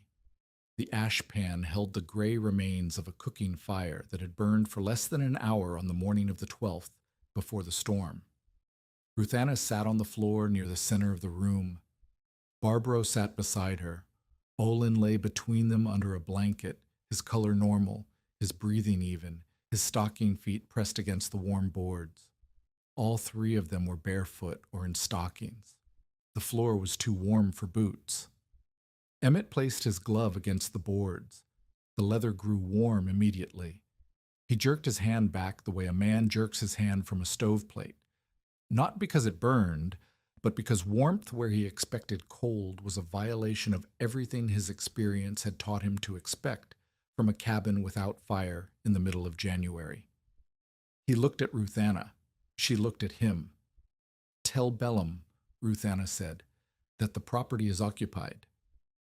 Emmett sat down on the warm floor and did not speak for a long time. Outside, the chimney stood empty against a sky so blue and cold that it seemed to ring like struck iron. No smoke rose from the cabin. No fire burned inside. Below the floor, 26 tons of spoiled hay and stable manure continued the slow, patient work of decay, and the heat of that work passed through stone and clay and plank and into the room above, and the room was 75 degrees, and the three people inside it were alive. The road between Ruthanna's cabin and Huron opened on the morning of January 15th. 2 days after the blizzard, the temperature had climbed to 4 degrees below zero, which passed for moderate weather after the storm. Drifts still blocked the section road in 3 places, but a man on horseback could pick a path through the gaps. And by mid-morning, the first traffic had beaten a narrow track into the snow. Emmett had returned to town the previous day with the thermometer reading written on a scrap of paper. He had not gone to Bellum. He'd gone to the general store, where 4 men sat round the stove arguing about storm damage, and he had placed the paper on the counter without explanation. 75 degrees. No fire. January 13th. The storekeeper read it aloud. One of the men laughed. Another asked whose cabin. Emmett said the Morrow place, and the laughter stopped because every person in the store knew the Morrow place as the claim with the manure cellar, the widow's burial pit, the joke that Bellum had been telling since October. Emmett did not argue. He did not explain the system. He said only that he had kicked the door open expecting a frozen body and found 3 people sitting barefoot on a warm floor. He said the stove was cold enough to touch. He said the boy Olin was alive. The men looked at each other. By the afternoon of the 15th, Leander Voss, Amasa Trask, the township clerk, and 2 neighboring homesteaders had ridden to Ruthanna's cabin. Amasa arrived first. He did not enter the cabin immediately. He went to the exterior hatch and examined the brush bundles that Ruthanna had wedged into the opening during the storm. He pulled one free and inspected it. The interior of the bundle was warm and damp. The outer surface was crusted with ice. The arrangement had allowed air to pass through the hollow center, while the surrounding hay insulated the gap. Exactly the principle of the willow channels inside the mass, applied horizontally to an opening he had never designed for that purpose. He replaced the bundle and walked around the cabin. He checked the upper exhaust pipe, still packed with snow. He checked the lower intake, which was clear. He knelt beside the foundation and placed his bare hand against the stone. Warm. Amasa entered through the door. The room was 71 degrees. The floor was warm. The stove was cold. Barbro sat at the table with Amasa's borrowed dairy thermometer and Ruthanna's notebook open in front of her. She had recorded every reading from the moment Ruthanna collapsed on the floor through the end of the storm. Core temperature, floor temperature, room temperature, wind direction estimated by sound, hatch position, and the time of each observation. Amasa read the notebook without speaking. He turned pages. He followed the numbers through the night of the 12th, the decline from 71 to 63, the exhaust failure, The hatch opening, the brush improvisation, the stabilization, the slow recovery. He read Barbro's handwriting, which was smaller and more precise than Ruthanna's, and he noted that she had added a column for air quality that Ruthanna's original format had not included. Barbro had rated each reading with a single word: clear, faint, sharp, or strong. He closed the notebook. "You managed the worst night without me," Amasa said. "I managed it with everything you taught me," Ruthanna said. "That is the same thing." Amasa began the safety assessment before the other visitors arrived. He tested the upper air in the cabin by holding a lit match near the ceiling and watching the flame. Steady. No gas accumulation at the breathing level. He checked the floor seams by crawling the perimeter on his hands and knees, pressing his face to every joint. Sealed. He examined the drainage sump through the exterior access, was functioning, no ice blockage, the gravel channel clear. He pushed the iron probe into the mass at 3 different locations. Core center, 119 degrees. Core east, 107. Core west, 112. The mass had cooled from its pre-storm peak of 132, but remained well above the threshold for continued biological activity. The organisms were still working. The heat was still being produced. The system had survived. Leander Voss arrived with the township clerk and 2 homesteaders named Peel and Gunderson. The men stamped snow from their boots and entered the cabin with the cautious posture of people entering a building they expected to smell wrong. The cabin smelled of clay, coffee, and the faint warmth of heated wood. Nothing else. Leander removed his gloves and placed his palms against the floor. He moved from board to board, the way Barbro had done weeks earlier. He checked the wall thermometer. He checked the stove. He opened the firebox and looked inside. Cold ash from a cooking fire that had been dead for 3 days. He asked Ruthanna for the probe. She handed it to him. He descended through the floor hatch, the interior access that was sealed during normal operation but could be opened for emergency inspection, and stood in the chamber with the composting mass pressing against the stone walls around him. The heat was immediate and enveloping. He pushed the probe into the center and held it for a full minute. He climbed back into the cabin. 119, he said. The center, lower at the edges. He measured the room, 71 degrees. He measured the floor at the center, 79. He asked for the exterior temperature. The clerk checked the thermometer Ruthanna had nailed to the north wall outside. 11 below, the clerk said. Leander stood in the middle of the room. 82 degrees of difference between the air outside and the air inside, maintained by a mass of decomposing hay and manure beneath the floor, with no fire, no coal, no wood consumed for space heating in over 3 months. Peel and Gunderson looked at each other. Leander removed his coat. The room was warm enough that wearing it felt absurd. He folded it over his arm and looked at Ruthanna, who stood beside the stove with her arms crossed, not in defiance, but in the posture of a woman waiting for a verdict she had already earned. I said wet hay never kept a soul alive, Leander said. He paused. The room was quiet. The wind outside had dropped to a murmur. I was right about the barn fire, he said. Wet hay in an uncontrolled pile will burn a barn. I've seen it happen. I was right that this system is dangerous. It is dangerous. A temperature surge, a blocked vent, a sealed room, any of these conditions will kill the person inside. He looked at Olin, who was sitting on the warm floor near the center of the room, drawing on a slate that Ruthanna had given him. I was wrong about her knowing no difference between a pile and a furnace, Leander said. She knows the difference. She built the difference. He turned to the township clerk. "I will oppose Bellum's ordinance," he said. "Not because the system is safe, because Mrs. Morrow has demonstrated that she understands the danger better than the man who wants to ban it."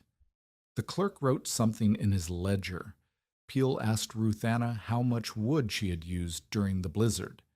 She pointed to the wood box. It was nearly full. The same stack that had been her entire winter fuel supply, barely touched in 3 months. Peel counted the logs by eye. He looked at his own cracked, frost-bitten hands, which had spent the blizzard feeding a stove that consumed a quarter cord in 36 hours. "How much manure?" Peel asked. 26 tons in the chamber," Ruthanna said. "Another 4 tons in reserve outside."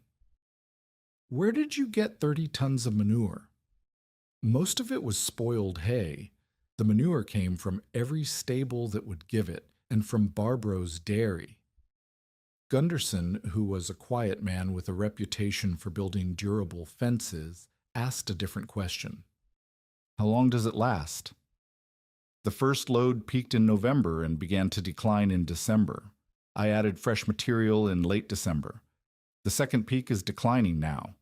By February, I will need to open the chamber and add more, or accept that the floor temperature will drop." "So it requires feeding?"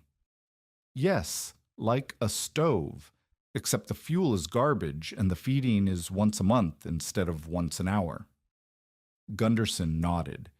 He did not ask how to build one. He filed the information the way he filed information about fence construction and well depth, as a knowledge that might become useful, stored without enthusiasm or rejection. Within a week, 4 families had visited Ruthanna's cabin to see the system. Within 2 weeks, 11 families had asked her to build identical chambers beneath their homes. Ruthanna refused. She refused because the system she had built required conditions that most homesteads did not have. A stone-lined chamber beneath a raised floor, a sealed double-plank barrier with clay between the courses, exterior ventilation with both intake and exhaust, drainage to prevent water from pooling beneath the mass, emergency access from outside, sufficient volume, at least 20 tons of material, to sustain heat production through the coldest months, and a person capable of monitoring the temperature during the activation period when the mass was most volatile. Most cabins in the James River Valley had none of these features. They were sod houses, or frame houses on dirt floors, or dugouts with log roofs.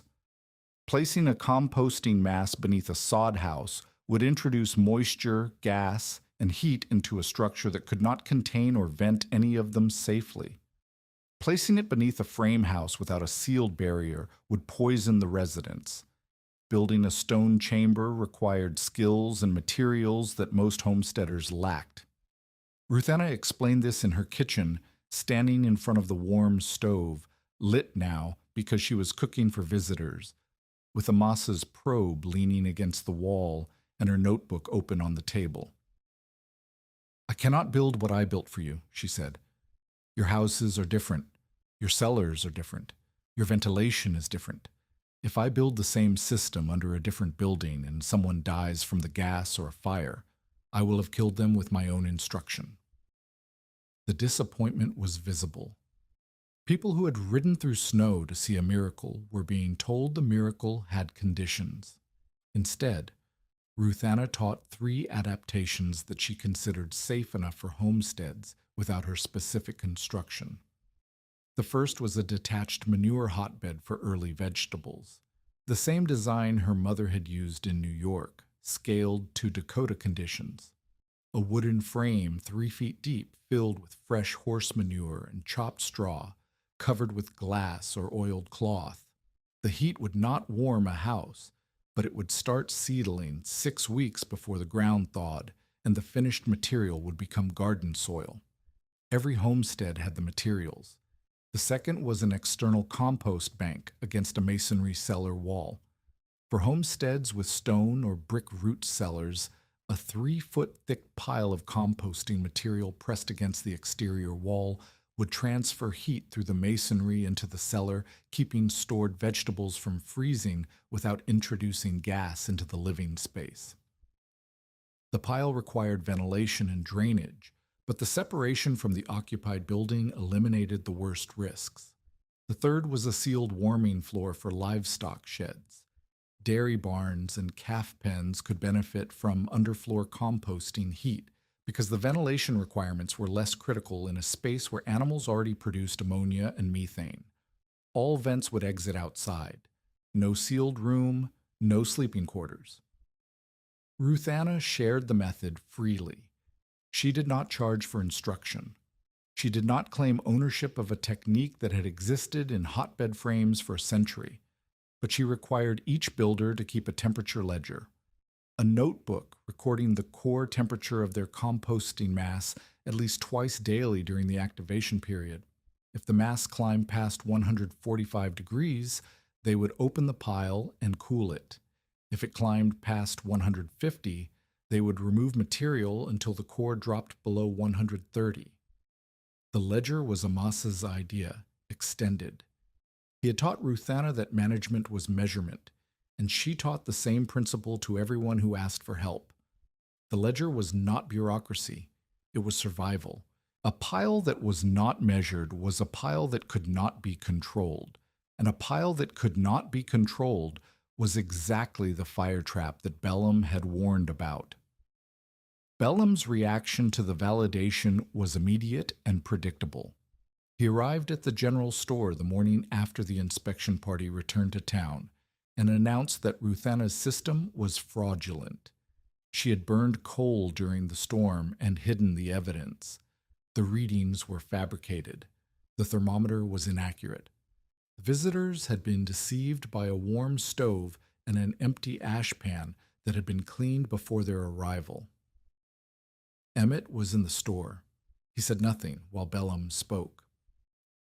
When Bellum finished, Emmett walked behind the counter, retrieved the coal scuttle he had carried from Ruthanna's cabin, and placed it on the floor.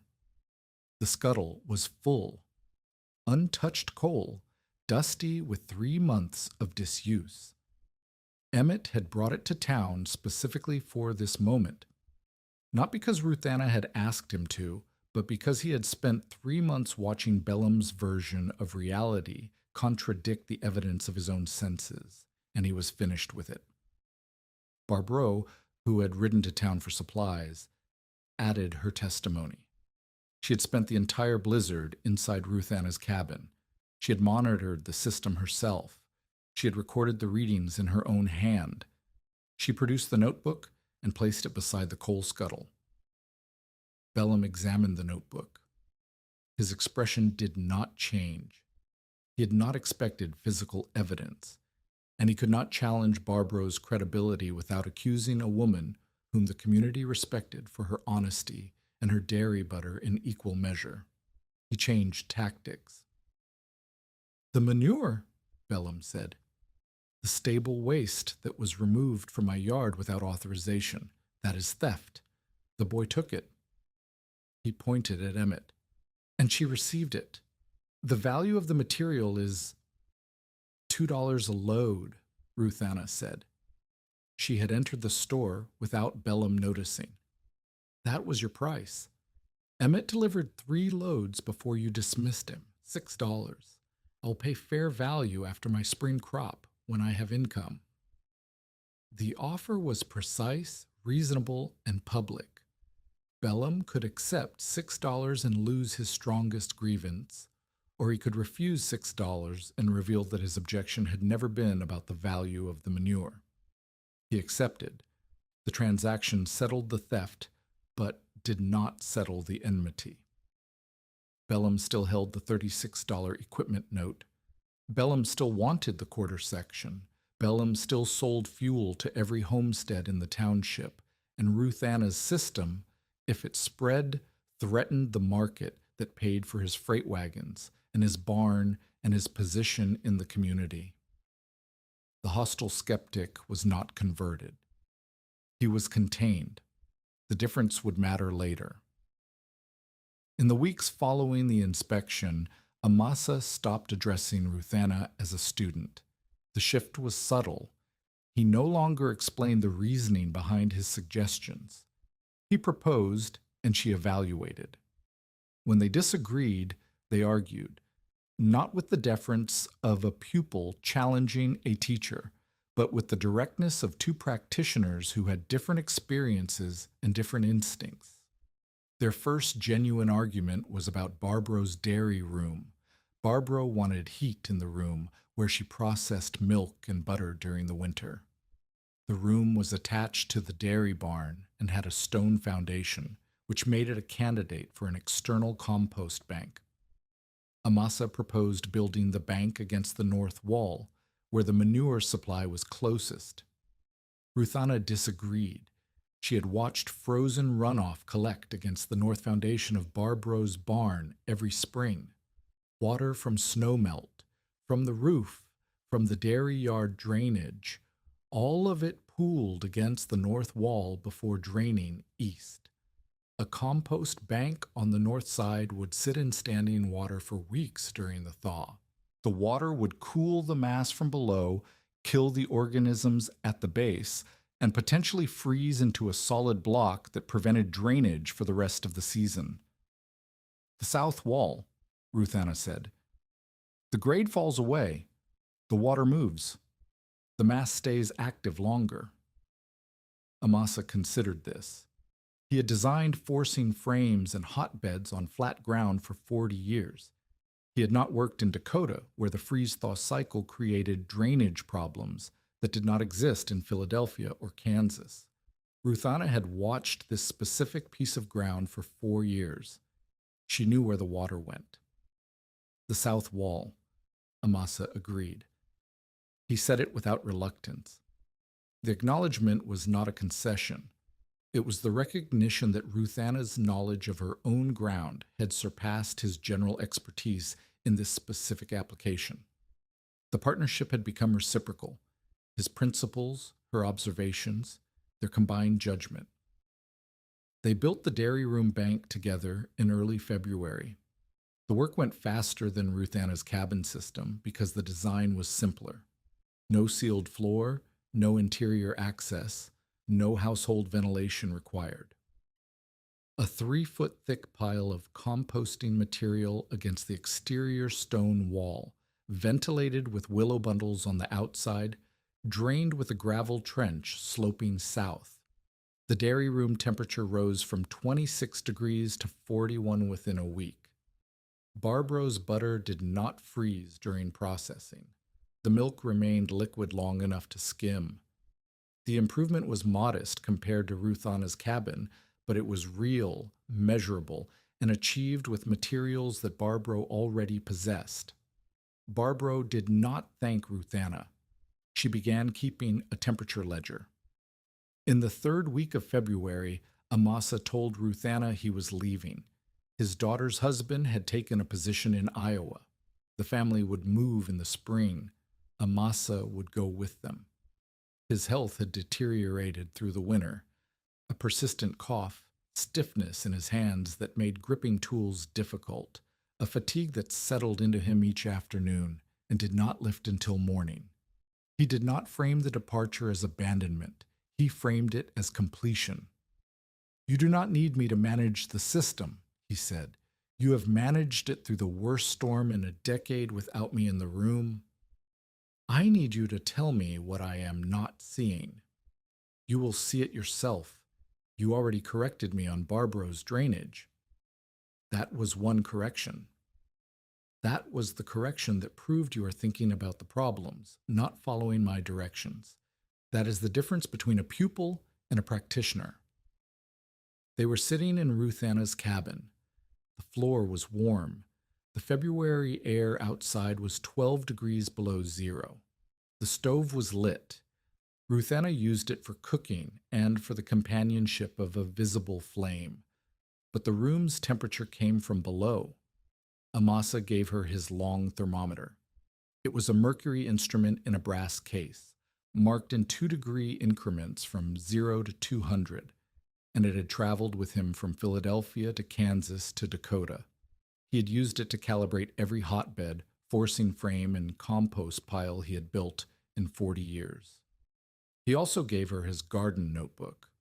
The pages were filled with dated entries in a small, angular hand, temperatures, soil conditions, planting dates, germination records, compost formulations, failures, and corrections. The last entries were from the previous autumn, when he had recorded the activation temperatures of Ruthanna's chamber during the loading period. "The notebook is worth more than the thermometer," Amasa said. "The thermometer tells you where you are. The notebook tells you where you have been and why." Ruthanna placed both beside her own notebook on the shelf above the stove. "When you teach the others," Amasa said, "do not teach them the pile. Teach them what makes the pile change. Anyone can stack hay and manure. The person who understands why the pile heats, why it cools, why it sours, why it breathes, that person will survive the conditions you cannot predict." He left the following morning. Ruthanna stood in the doorway and watched his daughter's wagon move south along the section road until the distance absorbed it. She did not cry. She closed the door and checked the probe. 108 degrees. The second reserve load was declining. She would need to add fresh material within 2 weeks or accept a gradual cooling through March. She opened her notebook and recorded the reading. Amasa did not reach Iowa. He suffered a stroke in late March at his daughter's temporary lodging in Yankton. The left side of his body failed. He could not speak clearly. He could not hold a pen.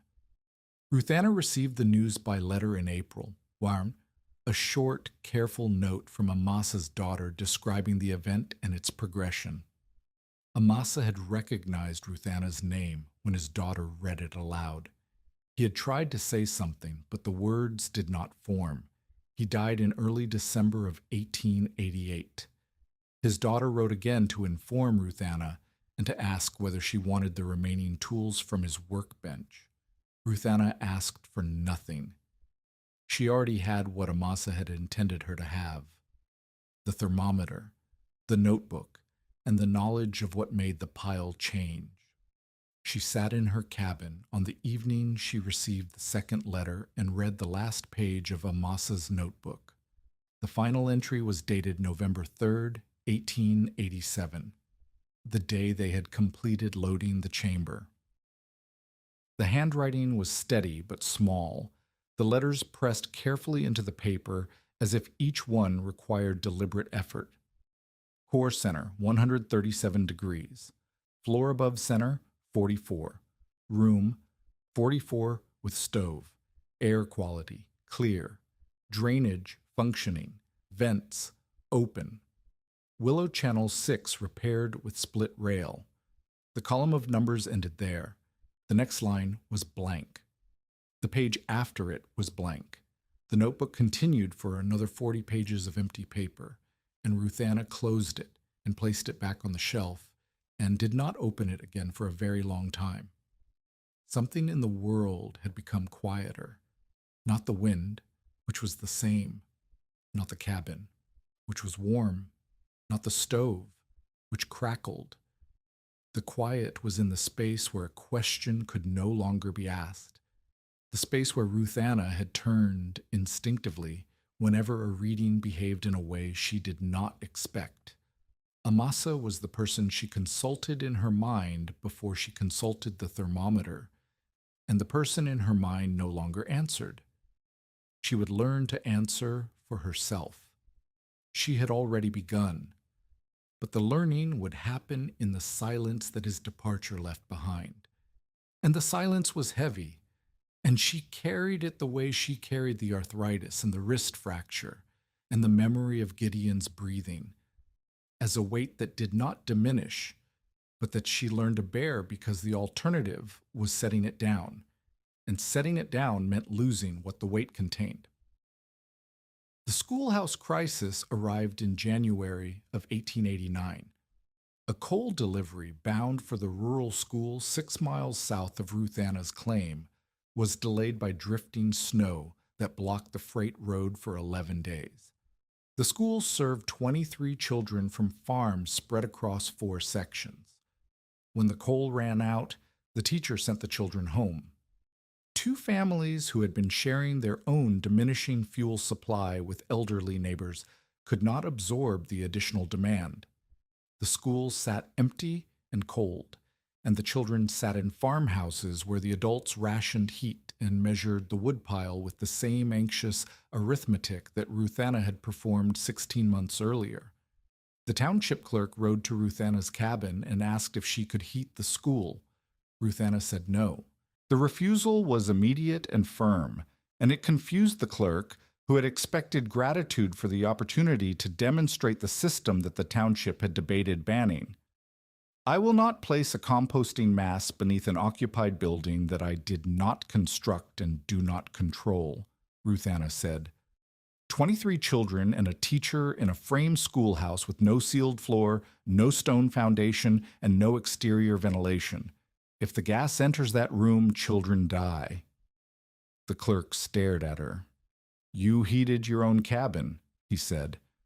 "I built my cabin system over 6 weeks with a man who had managed compost for 40 years.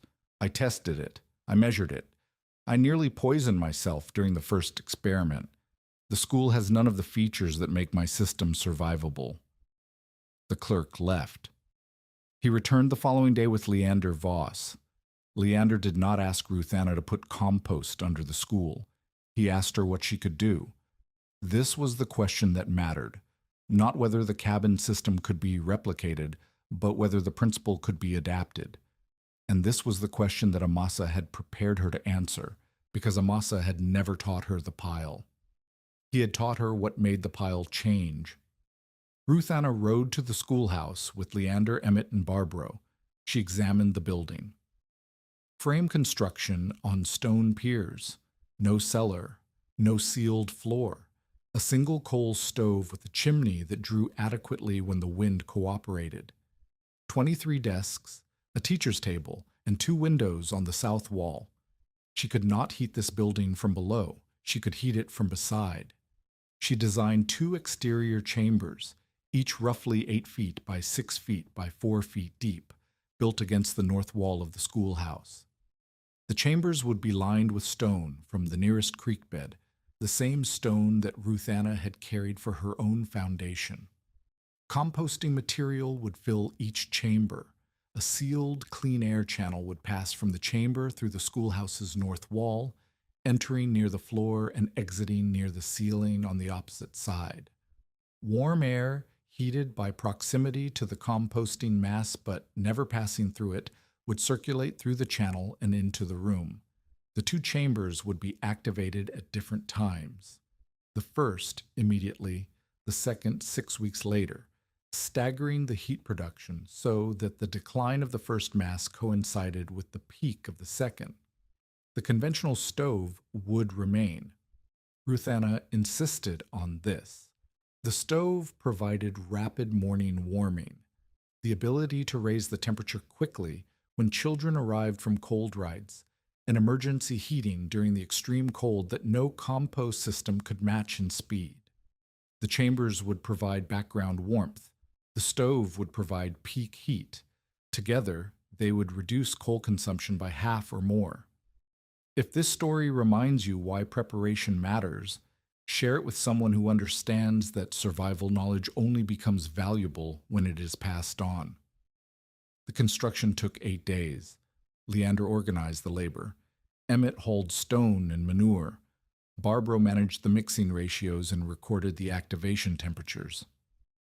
Ruthanna supervised the sealing of the air channels, the critical safety feature that separated the composting gases from the room air.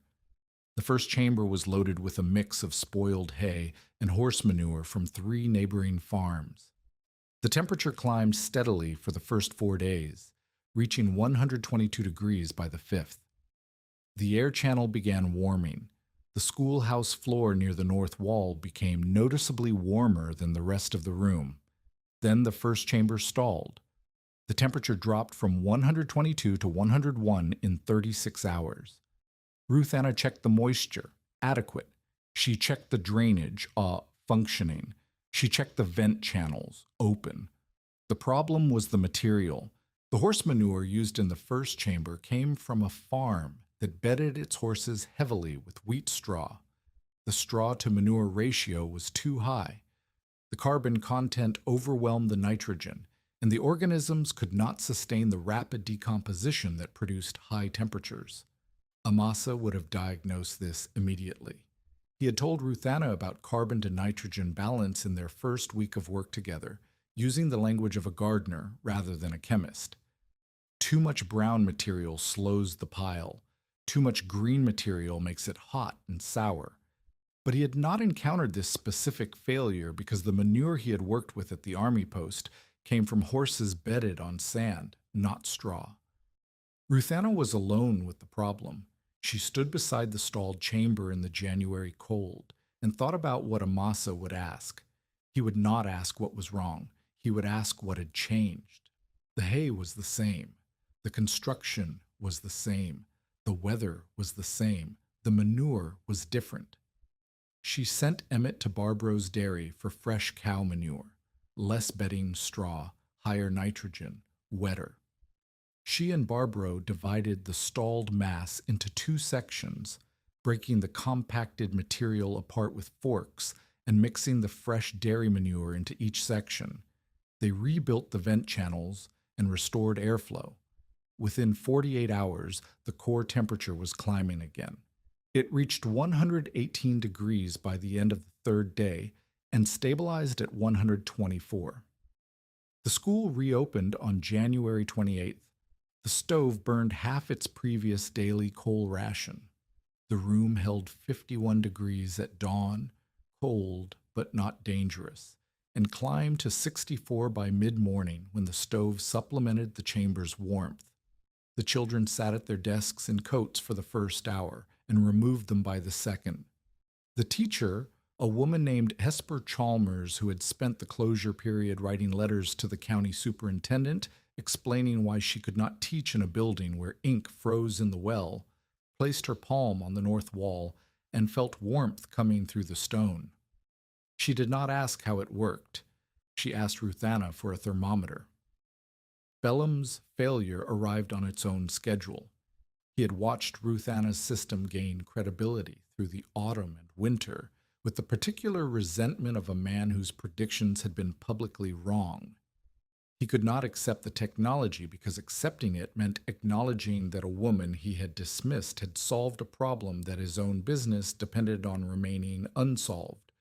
He could not ignore it because every homesteader who reduced their fuel consumption reduced their payments to his freight operation. So he copied it. In late November, Bellum had directed his hired men to build a composting chamber behind his freight barn. The barn housed 8 horses and 4 mules, and the daily manure production was substantial. Bellum reasoned that if composting heat could warm a cabin, it could warm a barn, and if it could warm a barn, it could reduce the coal he burned to keep his livestock water from freezing. He did not consult Ruthanna. He did not consult Amasa, who was already gone. He did not study the drainage, the ventilation, or the sealed floor principles that made Ruthanna's system functional. He simply piled manure and spoiled hay into a 3-sided stone enclosure against the barn's west wall, packed it tight, and waited for the heat. The heat came, and then the problems came. The chamber had no drainage. Water from snowmelt and condensation pooled at the base and froze in layers that prevented air from reaching the bottom third of the mass. The frozen base became a dead zone. Above it, the composting material heated unevenly, the center reaching dangerous temperatures while the edges cooled and turned anaerobic. The chamber had one exhaust opening and no intake. Air could leave but could not enter in a controlled flow. The organisms in the center consumed the available oxygen and then began producing methane and hydrogen sulfide instead of the carbon dioxide and water vapor that a properly ventilated pile generated. The smell was extreme. Not the sharp, earthy odor of active compost, but the flat, choking stench of anaerobic decay. Bellum responded by sealing the exhaust opening. His reasoning was simple and wrong. If the smell was escaping, he would contain it. He packed straw into the exhaust and nailed a board over the opening. The pile became a sealed container. The anaerobic gases accumulated. The center temperature climbed without the cooling effect of air circulation. A dry pocket in the upper section. Hay that had never been wetted properly during construction began heating faster than the surrounding material because it had no moisture to moderate the process. Ruthanna smelled the change before anyone saw the evidence. She was riding past Bellum's barn on her way to the schoolhouse when the wind shifted and carried a smell that she recognized immediately. Not the usual barn smell, not manure, not the sharp tang of a working compost pile. This was the flat, sweet smell of hay heating past the point where biological activity became chemical instability. The smell of material approaching the threshold where heat alone could ignite dry fiber. She stopped her horse. She tied it to the fence. She walked to the barn. Bellum's hired man saw her and stepped into her path. "Mr. Bellum does not want you on his property," the man said. "Your hay is overheating," Ruthanna said. "I can smell it from the road." "It is a compost pile. It smells." "That is not compost smell. That is the smell that comes before fire." The hired man hesitated. He could smell it too. He had worked around hay his entire life, and the smell was wrong in a way that his experience recognized, even if his instructions contradicted it. Ruthanna walked past him to the chamber. The stone enclosure was hot to the touch on the outside. Steam seeped from the joints between the stones. The straw-packed exhaust opening was discolored, a brownish stain spreading from the center where the gases had been pressing against the obstruction. She pulled the board free. Gas rushed from the opening with a sound like a sigh, and the air around the chamber shimmered with heat. Bellum appeared from the barn. His face was red. His voice carried the compressed fury of a man who has been humiliated by the same person repeatedly and cannot stop it from happening again. "Get off my property," he said. "Your pile is above 160, Ruthanna said. "The dry section in the upper northeast corner is heading for 170. If it reaches 180, the hay will ignite. Your barn is 8 feet away. Your horses are inside." Bellum looked at the chamber. He looked at the steam. He looked at the discolored straw around the exhaust. "Open the south wall," Ruthanna said. "Remove the dry section first. Do not water it. Water on material this hot will create steam that can burn your hands. Fork the dry hay onto the ground, away from the barn, and let it cool in the air. Then divide the center mass and restack it with spaces between the sections." Bellum did not move. "Your barn," Ruthanna said, "your horses, your freight wagons, your coal supply, everything you own is behind that wall. Choose." Bellum chose. He ordered his hired men to dismantle the south wall of the chamber. Ruthanna directed the removal. All right, which sections first, how much space between the restacked portions, where to place the dry material so that the wind would cool it without carrying embers toward the buildings. Emmett arrived. He had seen Ruthanna's horse tied to the fence and followed, and worked beside Bellum's men without speaking. The dry section was hotter than Ruthanna had estimated. When the forks pulled it from the mass, the hay steamed so heavily that the men worked with their faces turned away. One section, deeper than the rest, had darkened to the color of tobacco and felt brittle when the fork touched it. It was not yet burning, but it was close enough that Ruthanna ordered it spread thin on the frozen ground immediately, where the cold air could reach every surface. The operation took 3 hours. The barn survived. The horses survived. The coal supply stored inside the barn was unharmed. Bellum's chamber was dismantled to half its original size, reopened on two sides, and left to cool. Bellum stood in his yard and watched Ruthanna direct his employees in the salvage of his property. He did not thank her. He did not speak to her at all. When the work was done, Ruthanna walked to her horse, untied it, and rode toward the schoolhouse without looking back. Emmett lingered. He waited until Ruthanna was out of earshot, then turned to Bellum. "She could have let it burn," Emmett said. Bellum did not answer. The township meeting took place on the first Saturday of February, 1889. 31 people attended, more than had gathered for any community business since the railroad survey 2 years earlier. They sat on benches in the schoolhouse, which was 58 degrees at 9 in the morning without the stove lit, heated by the exterior chamber that Ruthanna had built 3 weeks earlier. Bellum had submitted his petition in November. The language called for a setback ordinance, no composting mass within 50 feet of any occupied building in the township. The ordinance would shut down Ruthanna's cabin system, the schoolhouse chambers, and Barbro's dairy room bank. It would also prohibit the traditional garden hotbeds that 3 families already maintained for spring seedlings.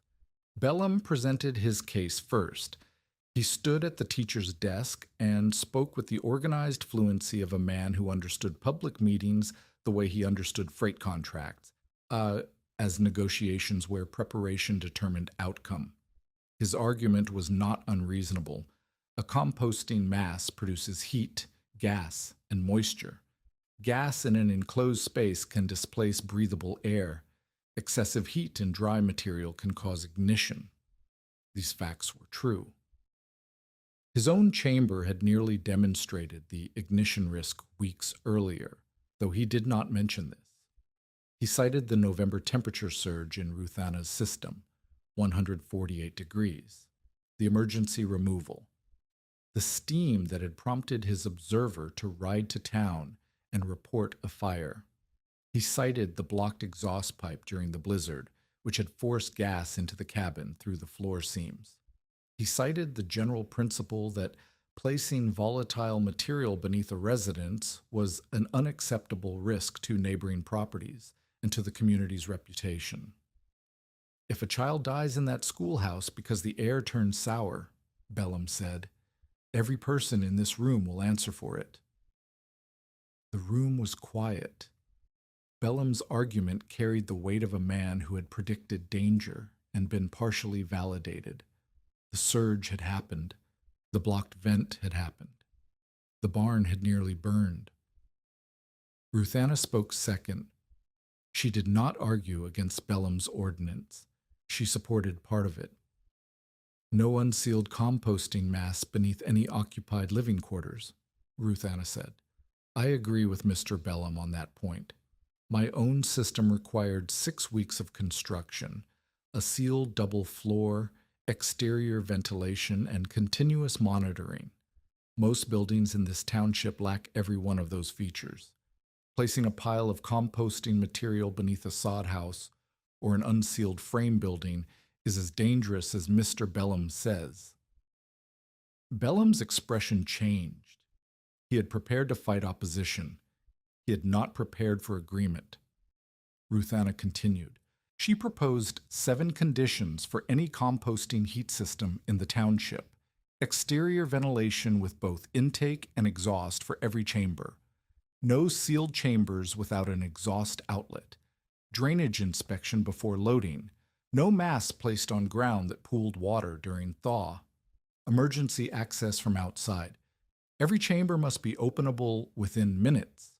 A written temperature record during the activation period. Readings at least twice daily for the first 14 days, daily thereafter. Separation from stored dry hay, straw, or any combustible material not part of the composting mass.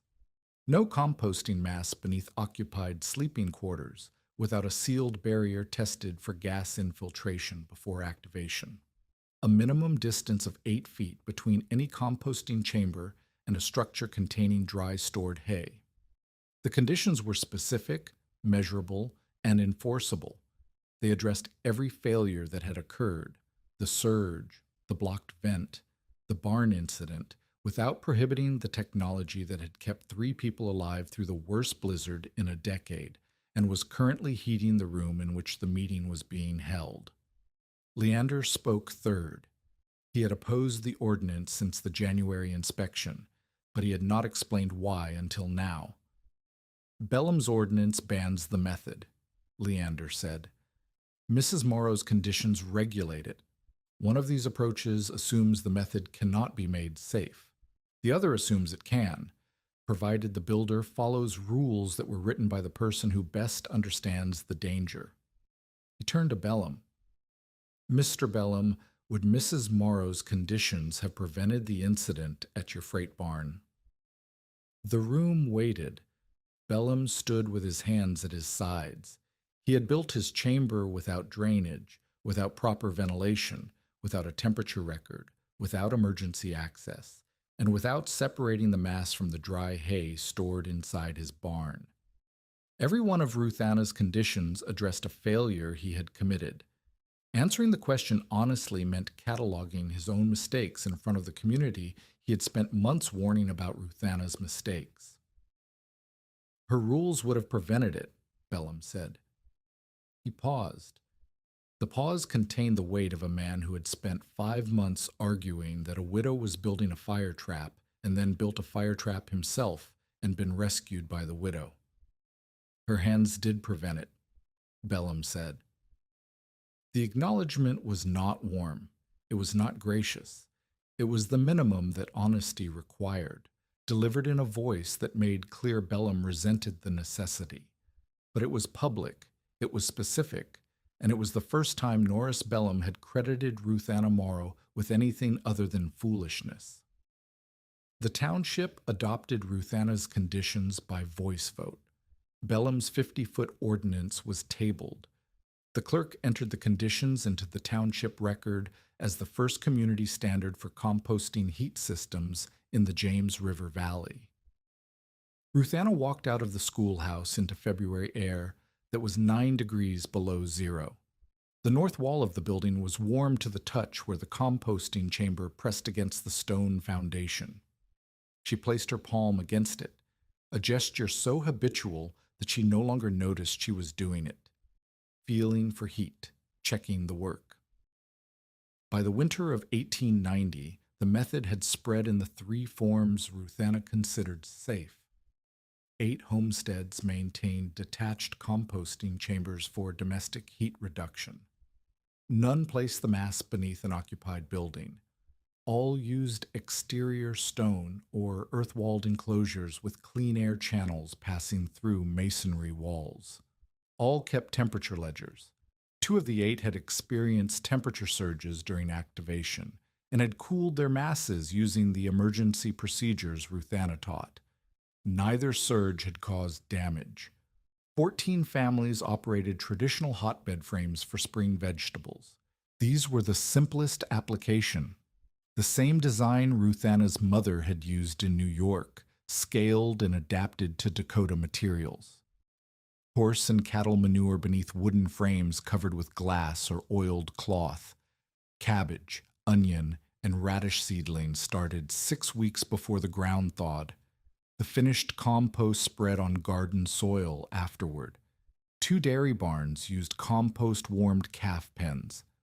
Barbro's Dairy had the first, built by Ruthanna and Amasa in February of 1888. A second dairy 3 miles south had copied the design with Ruthanna's supervision. Both reported reduced calf mortality during the coldest weeks, plus the animals spent less energy maintaining body temperature and more energy growing. The schoolhouse operated its paired exterior chambers alongside the regular coal stove. The second chamber had been activated in March of 1889, staggered 6 weeks behind the first. The school consumed less than half its previous coal ration. The teacher kept the temperature ledger herself, and had learned to diagnose moisture problems by the smell of the exhaust. Ruthanna's original cabin system was retired from continuous use. The chamber beneath her floor had been emptied in the spring of 1888, and the finished compost spread over her garden. She had not reloaded it. The cabin system had been necessary because she had no other option. Now she had options. Her wood supply was adequate, her garden produced income, and her fuel costs had been reduced by the same network of composting adaptations she had taught to others. She kept the chamber intact as a demonstration. When visitors came, and visitors came from homesteads as far as 40 miles away, she showed them the stone walls, the drainage trench, the sealed floor, the vent channels, and the exterior hatch.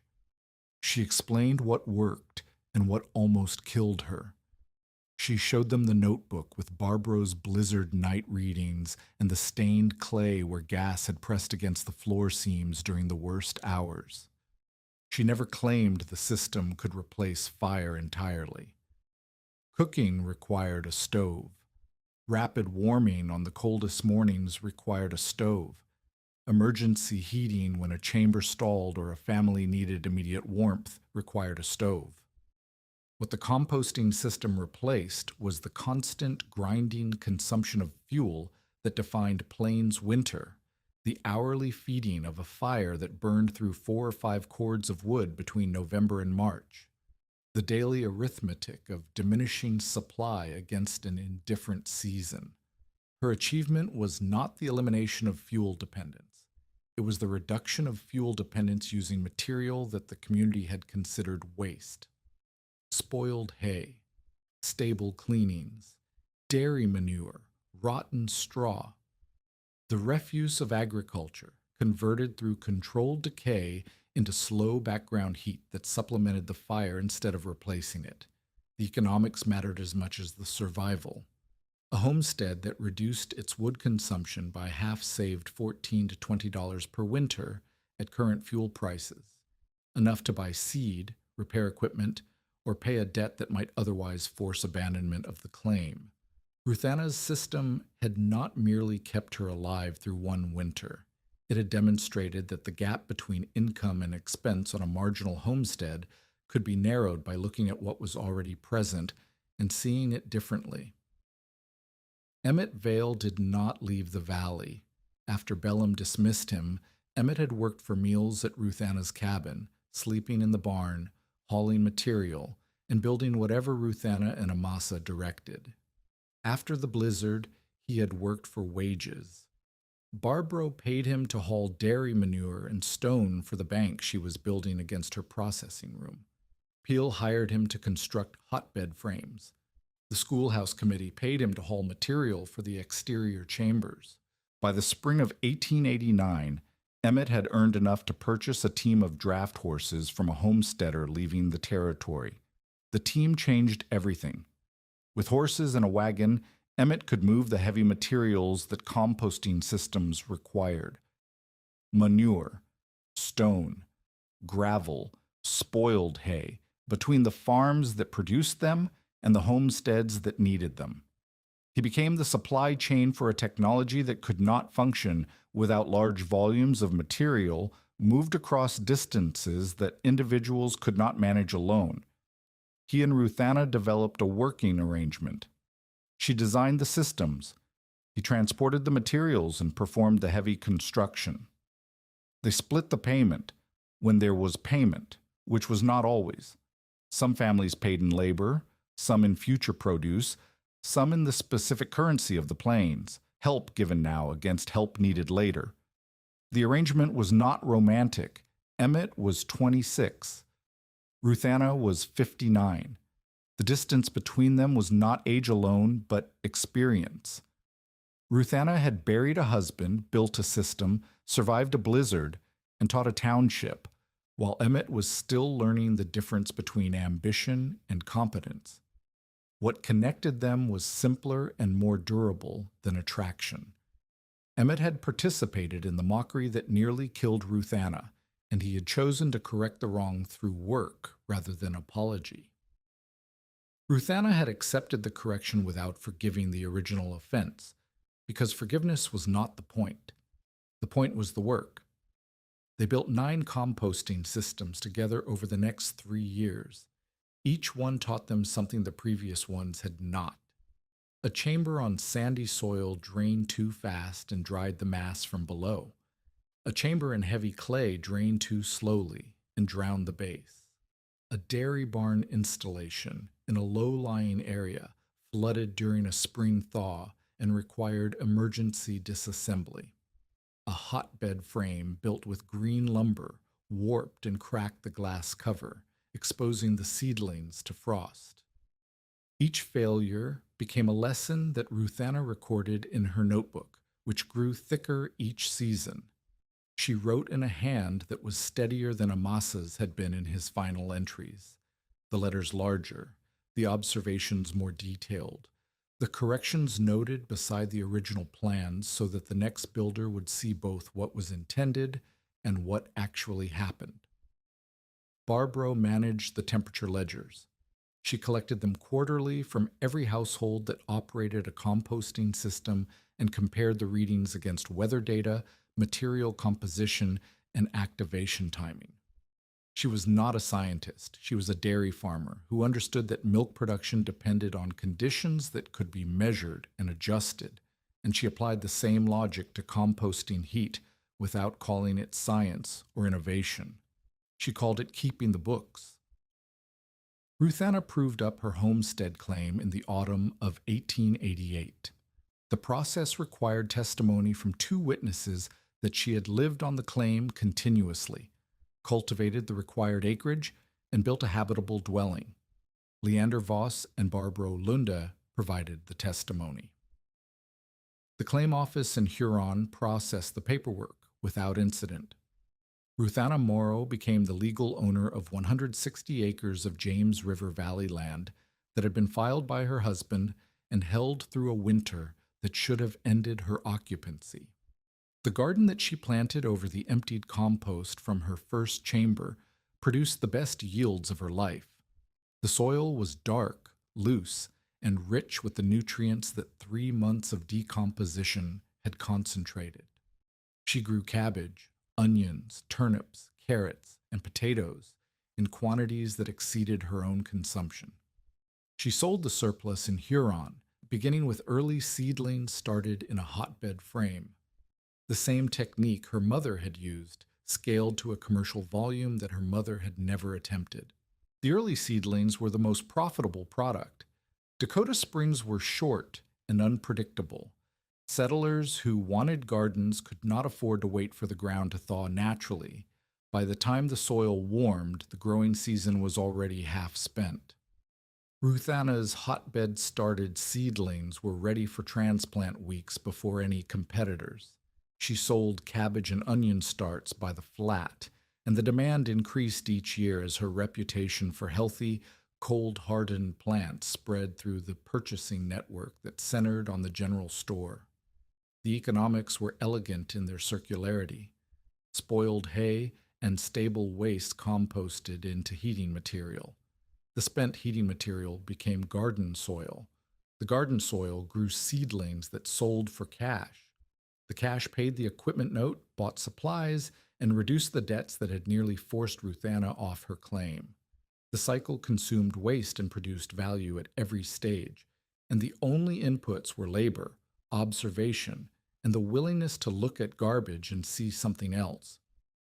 Bellum paid off the $36 equipment note in May of 1889 with the proceeds from the first seedling sale. She walked into his freight office and placed the money on the counter. Bills and coins counted in front of the clerk, and waited while he wrote the receipt. He wrote slowly. He did not look at her while he wrote. When the receipt was finished, he slid it across the counter without a word. Ruthanna folded the receipt and placed it in the pocket of her coat. Gideon's coat, which she still wore because it was warmer than her own, and because the weight of it on her shoulders reminded her of the weight of the winter it had carried her through. She walked out of the freight office and did not enter it again. The years compressed in the way that settled years compress. Not the slow crawl of a winter spent counting fuel and readings, but the faster rhythm of seasons that repeated with variation rather than crisis. Ruthanna expanded her garden each spring. By 1892, she cultivated nearly 2 acres of vegetables, all grown in soil, amended with finished compost from the systems she maintained. Her early start seedlings supplied a dozen homesteads. Her reputation for cold-hardy cabbage plants reached farms she had never visited, and orders arrived by mail in the winter for delivery the following spring. She did not remarry. She did not seek companionship beyond the working relationships that the composting network required. She was not lonely, a word that implied a deficit she did not feel. She was occupied. The distinction mattered to her, though she did not explain it to the people who occasionally suggested that a woman her age should not live alone on a claim 9 miles from town. Her notebooks filled a shelf. The early volumes contained the desperate arithmetic of her first winter, temperature readings, fuel calculations, the precise costs of lime and nails. The later volumes contained planting schedules, germination rates, customer orders, and the detailed records of every composting system she helped design. The transition from survival records to agricultural records happened without a marked boundary. The same habit of observation that had saved her life became the foundation of her livelihood. Amasa's notebook remained on the shelf beside hers. She did not add to it. She did not need to. The principles it contained: heat requires air and moisture. The living space must be separated from the fermentation gases. A biological system must be managed as a changing process, had passed from his handwriting into her practice, and from her practice into the working knowledge of 23 families who had never met the man from Connecticut who had taught a widow to compost. Emmett built a house on a quarter section he filed 3 miles south of Ruthanna's claim. He married a school teacher from Brookings in 1893, not Hesper Chalmers, but a younger woman who had heard about the heated schoolhouse and written a letter to the township clerk asking how it worked. The letter found its way to Emmett, who answered it with more detail than the question required, and the correspondence continued through a winter and a spring until the school teacher arrived on the train to Huron and discovered that the man who wrote so carefully about drainage and ventilation was a 29-year-old former cowboy who still wore his hat at the dinner table. Emmett's wife learned the system. She learned it not from Ruthanna directly, but from the notebooks and from Emmett's practiced hands, and she added her own observations. She noticed that the exterior chambers performed better when the clean air channel passed through the wall at an upward angle rather than straight through, creating a natural convection that drew warm air into the room without mechanical assistance. The observation was small. It improved every subsequent installation. Barbro's ledgers became the community's institutional memory. When a new family arrived and asked about composting heat, Barbro could show them 3 years of temperature data from a dozen different systems, organized by material type, chamber size, activation date, and weather conditions. The data answered questions before they were asked. How long does the heat last? What ratio works best? When should the second chamber be loaded? What temperature requires intervention? The answers were not in a book written by an expert in a distant city. They were in the handwriting of neighbors who had built the systems themselves and recorded what happened. Ruthanna Morrow died in March of 1904 at the age of 75. She died in her own bed, in the cabin that Gideon had built and she had finished, on the claim that she had held through a winter that every practical assessment said she could not survive. The cause was pneumonia, the same illness that killed thousands of elderly people on the plains each spring when the body's reserves were lowest, and the season's final cold spells caught immune systems already weakened by months of dry indoor air and limited diet. She was lucid until the final day. She asked Barbro to water the hotbed frames because the seedlings were due for transplant in 2 weeks, and the customers had already paid. Barbro watered the frames. The seedlings survived. The customers received their plants. Emmett and Barbro preserved Amasa's notebook together with Ruthanna's temperature records. The collection filled a wooden box that Emmett built from planks salvaged from the original root cellar shelving, the same shelves that Ruthanna and Amasa had dismantled in October of 1887 to make room for the composting mass that saved her life. 23 households learned directly from Ruthanna Morrow. Not all built heating chambers. Some used the knowledge only for seedlings and spring gardens. Some applied it to calf pens and dairy rooms. Some used it only to identify dangerous temperatures in their own stored hay. The skill of recognizing when a pile was heating past the point of safety, which prevented barn fires that would otherwise have been attributed to bad luck or careless storage. The most visible legacy was a row of manure-heated frames behind the schoolhouse. Each spring, children lifted the glass covers and saw green cabbage leaves pressing toward the light while snow still lay against the fence. They did not understand the chemistry of decomposition or the physics of heat transfer. They understood that warmth came from the ground, that the ground had been prepared by someone who knew how to make it warm, and that the person who taught their teacher had been a widow that the town once expected to freeze. Ruthanna lived the rest of her life on the James River Valley Claim. Her later notebooks contain fewer entries about survival arithmetic and more about planting dates, airflow adjustments, drainage improvements, and which families borrowed Amasa's brass thermometer during their activation periods. The handwriting in the final volumes is larger than in the first. Her grip loosened as the arthritis progressed, but the observations remain precise, dated, and specific. She recorded what she saw. She had always recorded what she saw. The habit that Amasa recognized in the notch marks on her fence post was the same habit that filled the shelf above her stove and passed into the hands of everyone she taught. She died in the bed above the floor that had once been warm. The stove was lit. The cabin smelled of lamp oil and the dry cedar kindling that Emmett had split for her the previous week. The room was quiet in the way that rooms become quiet when the person who filled them stops breathing, and the quiet held the weight of everything that had happened in that space. The readings, the arguments, the cold nights and the warm floors and the sour smell that almost killed her, and the sealed clay that saved her and the boy who opened his eyes and said the floor is warm. On January 13th, 1888, Emmett Vale had ridden north along a section road buried under snow. He had expected to find frozen boards, a dead stove, and a widow who had refused every offer of help and paid the price that the plains extracted from people who refused the obvious. He had expected to confirm that the property was unoccupied so that Norris Bellum could file against the claim.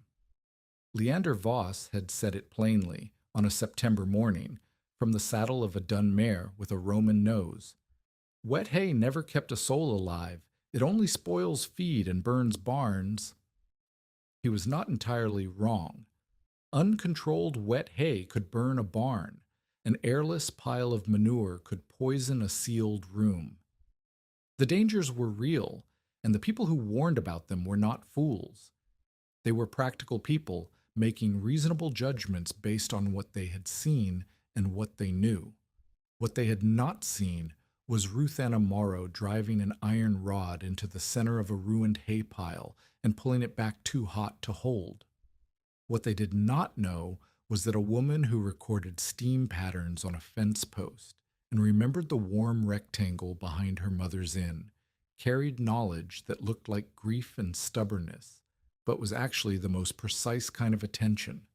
The attention that measures, records, and refuses to look away from what the measurement reveals. Years after her death, Emmett lifted one of the center floorboards in the empty cabin.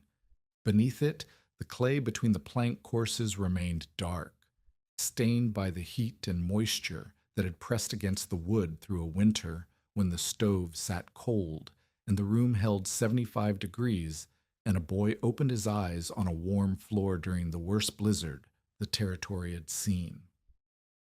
Outside, snow lay evenly across the abandoned yard, except for a shallow rectangular hollow beside the foundation where the old hotbed cellar had settled into the earth, its outline still visible after all the seasons that had passed across it.